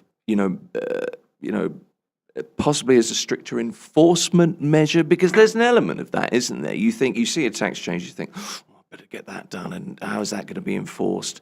As much as it is updating to keep up with the times, as you put it, Yeah, I mean, again, and it's more of a broader system than again, just like we sort of said at the top of it is that this shouldn't be looked at as something happening in isolation or in a vacuum. It's kind of a part of a broader ecosystem, if you will. Yeah. Right. So the tax system is evolving, and it's evolving very quickly. So I mean, these amendments themselves are part of a broader legislative development, if you will, that began with the changes that took effect only in January, right? So the legislation is expressly contemplating sort of a more formal, official and binding directions around the application of tax legislation, which would suggest that a framework is being designed to be supplemented by practical guidance over the course of time. So I would expect businesses to continue, watching for further FTA guidelines, clarifications, and additional operational details on how these rules are to be administered in practice, especially around those kind of key issues to a business, such as refunds and audit procedures. So it's best not to wait for every possible clarification before you act. It's businesses that already know enough to strengthen their internal processes now and get things in order, because there's no harm in getting your documentations in order. There's no harm in being able to digitalize your ledgers, etc. Yeah.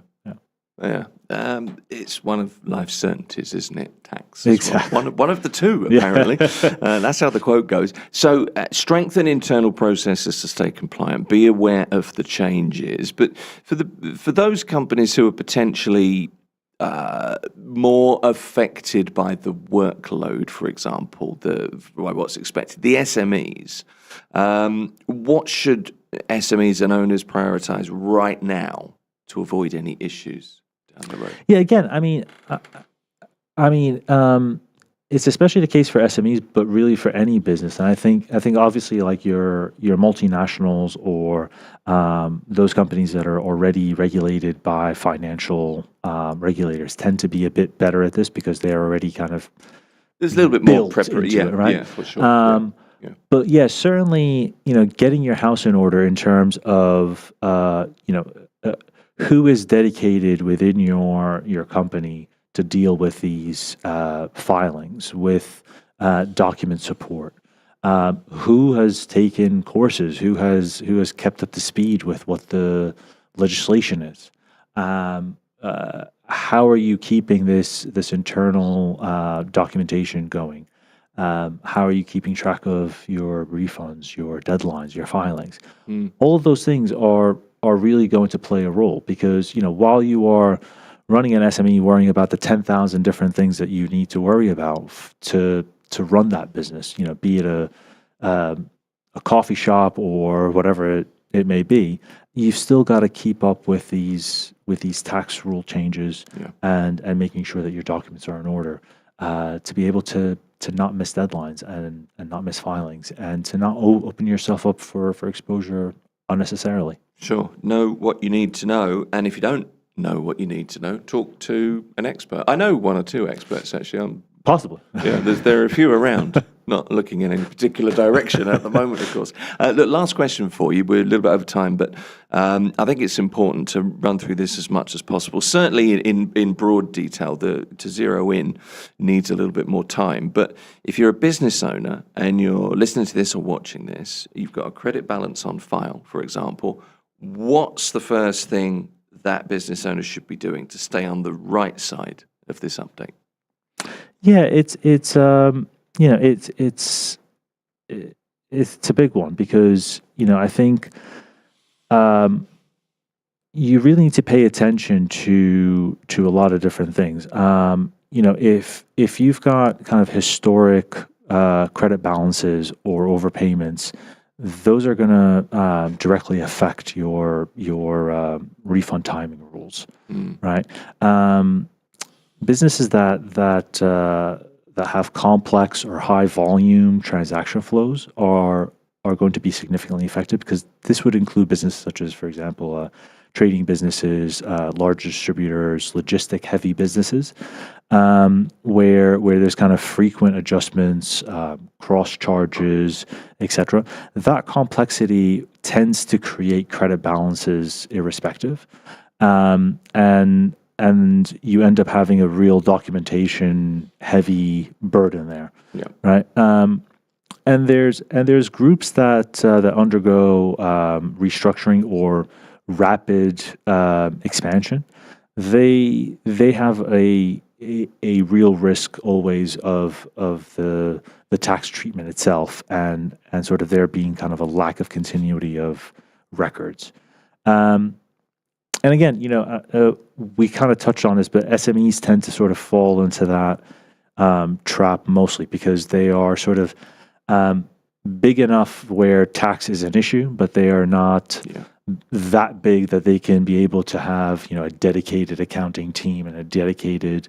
So they're kind of stuck between a rock and a hard place almost. Is that system? But yeah, it's daunting for sure. You can understand that. That is the fine print for another week. Find this and other editions on your favorite podcast platform. And as ever, our legal expert is Raymond Kiswani. He is a partner at Davidson & Co. And I thank you for coming in. Thanks very much. Appreciate it.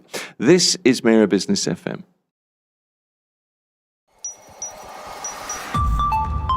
Mira Business FM, Dubai's home of business radio.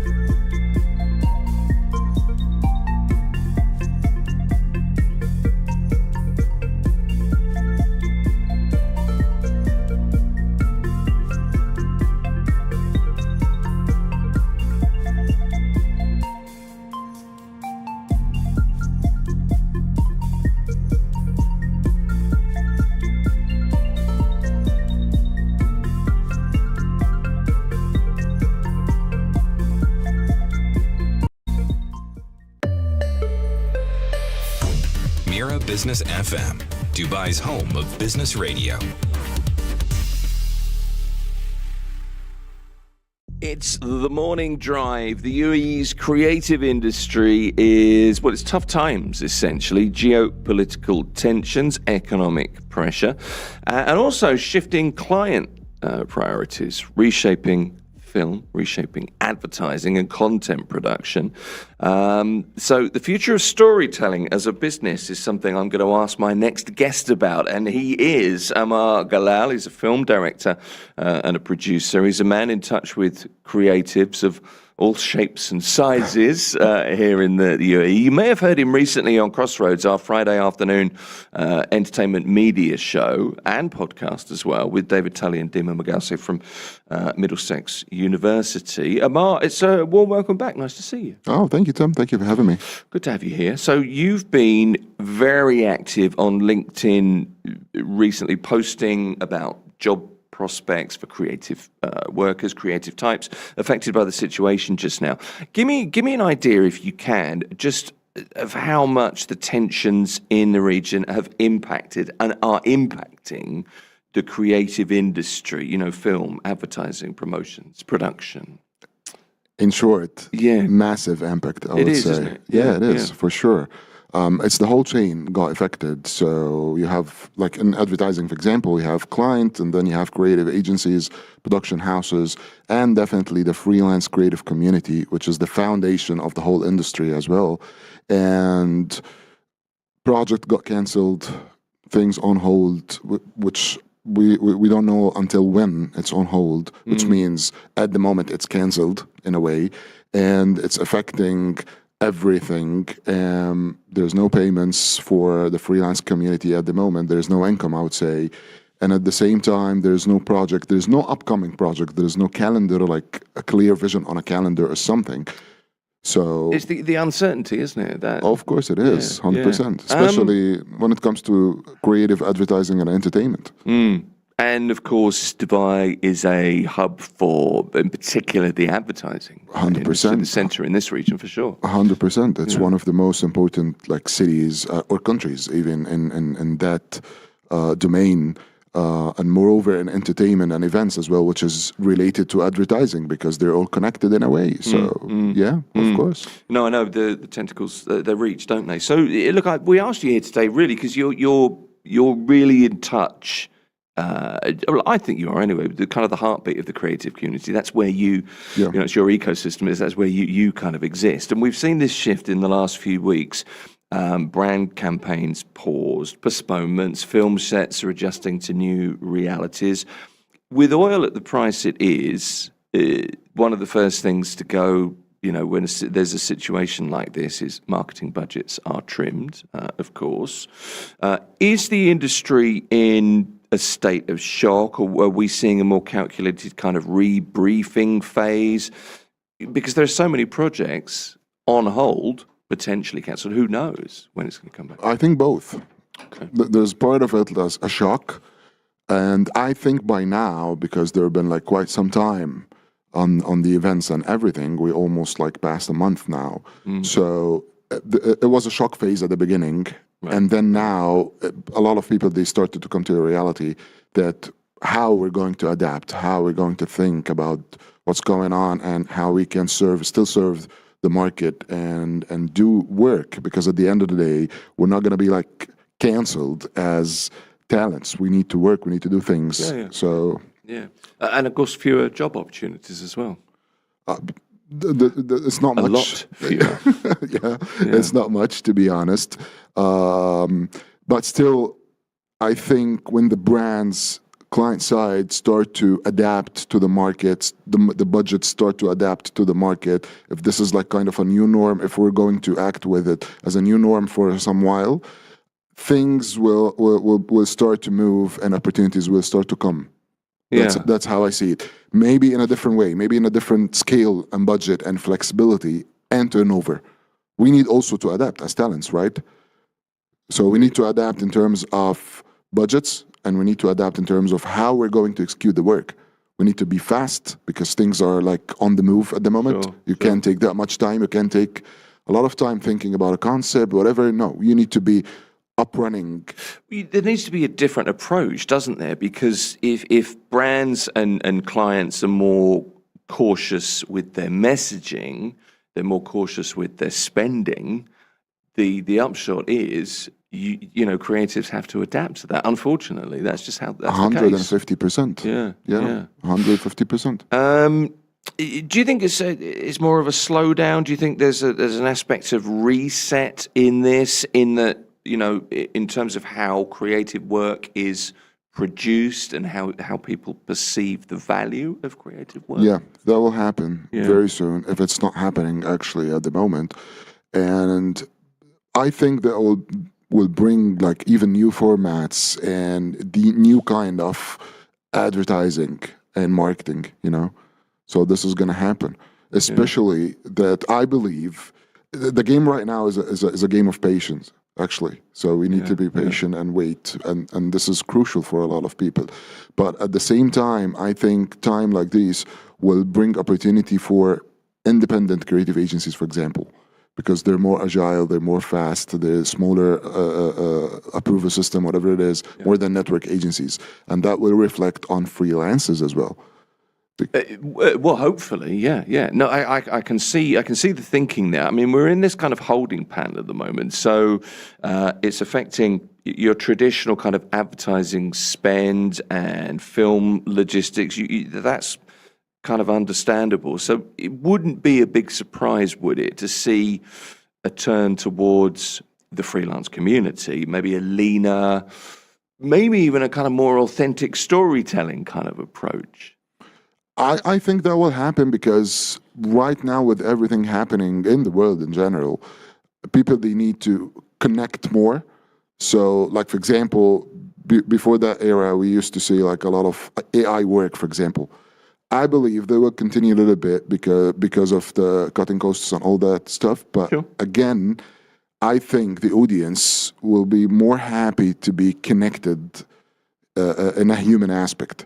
And this will actually reflect on the execution and what he just said. No, I mean, that makes sense. I was sat thinking about this last night. I mean, if you look historically, the times you're in are kind of reflected in advertising and promotional media, aren't they? So if times are, I don't know, there's a tension in the air, and it's undeniable at the moment, but some of the best art, some of the best storytelling, some of the best music tends to come from a time when, you know, times are tighter. Struggle. Yeah, from struggle. Exactly. Art comes from struggle, basically. Yeah.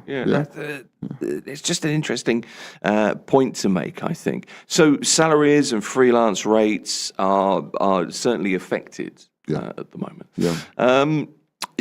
Just something that Michael, producer of this show, pointed out the other day. ITP, Information and Technology Publishing Company, lots of magazines, lots of web presence, based here in Dubai. I've just moved to a 4-day work week.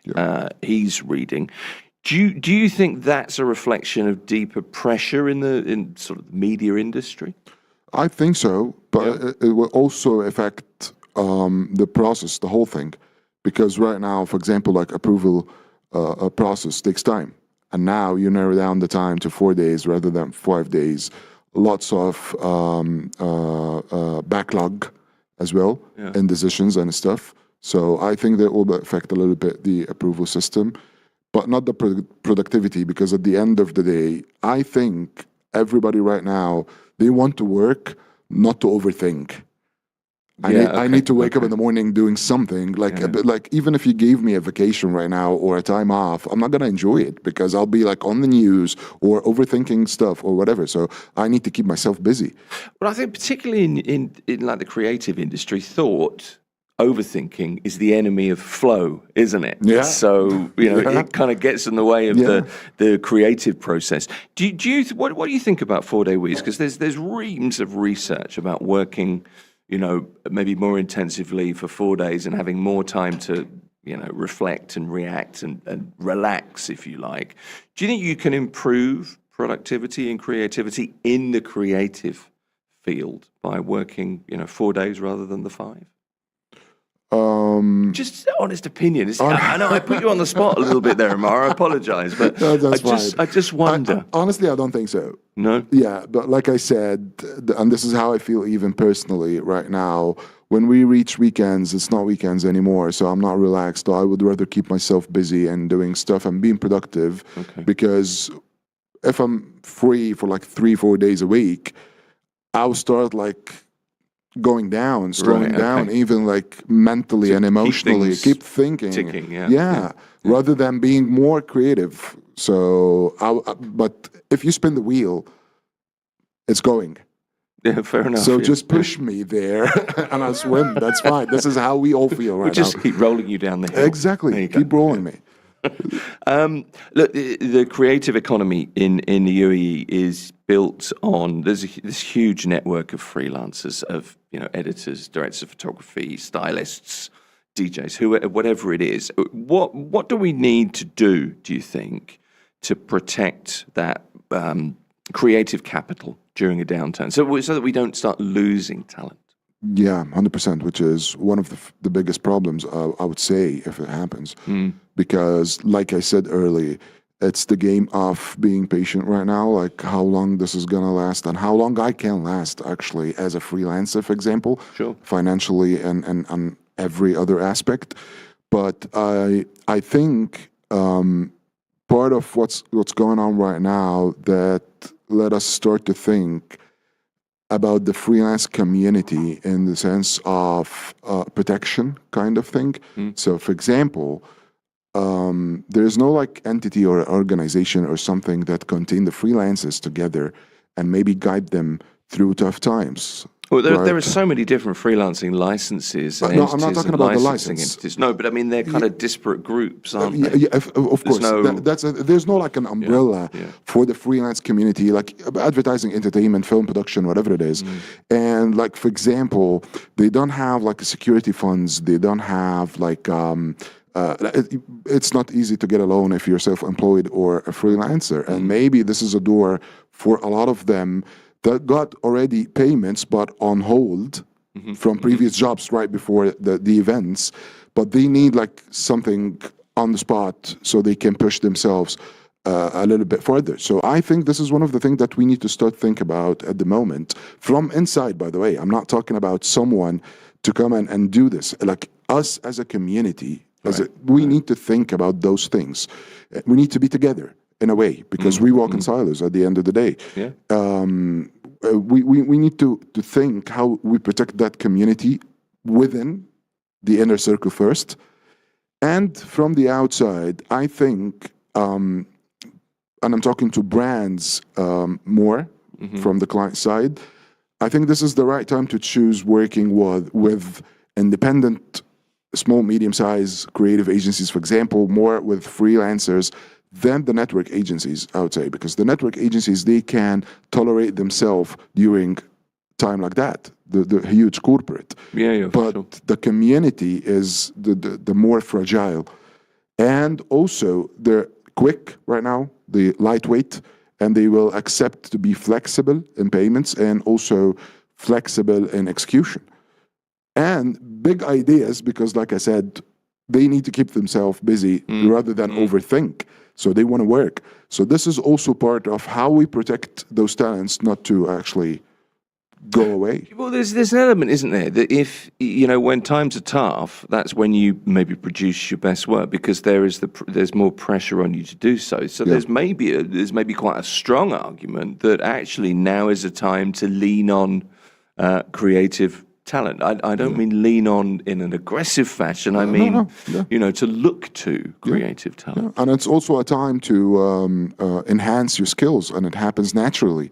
Because, for example, if someone's call you and you're a good director, but you're not the best editor, but you can edit still, and you might take both jobs, directing and editing, and now you're enhancing your skills as an editor as well. And this is something that will never happen at the regular days, because you're busy enough to do what you do, and that's it. You're not open for learning another stuff. Like, for example, on LinkedIn, you mentioned that before, my posts and everything. I'm not an expert with social media when it comes to algorithm and how things working and the reactions, the impressions, the numbers and all that stuff. But when I started the initiative that I did, and it was genuinely, I didn't think about it as an influencer or something. I just want to really help the community. But after quite some time, I got to understand and learn more about LinkedIn as a platform, how it works. Try and error, basically, because I did so many posts and I've seen what works and what didn't work. So now I might add to my skill set something that I've never had before and I wasn't willing to do, to be honest. I mean, okay, so there's an upside. I mean, it's a positive approach. By the way, how does LinkedIn work? Because I'm foxed by it. It's a super big, to be honest. It's not easy. It's different from the other.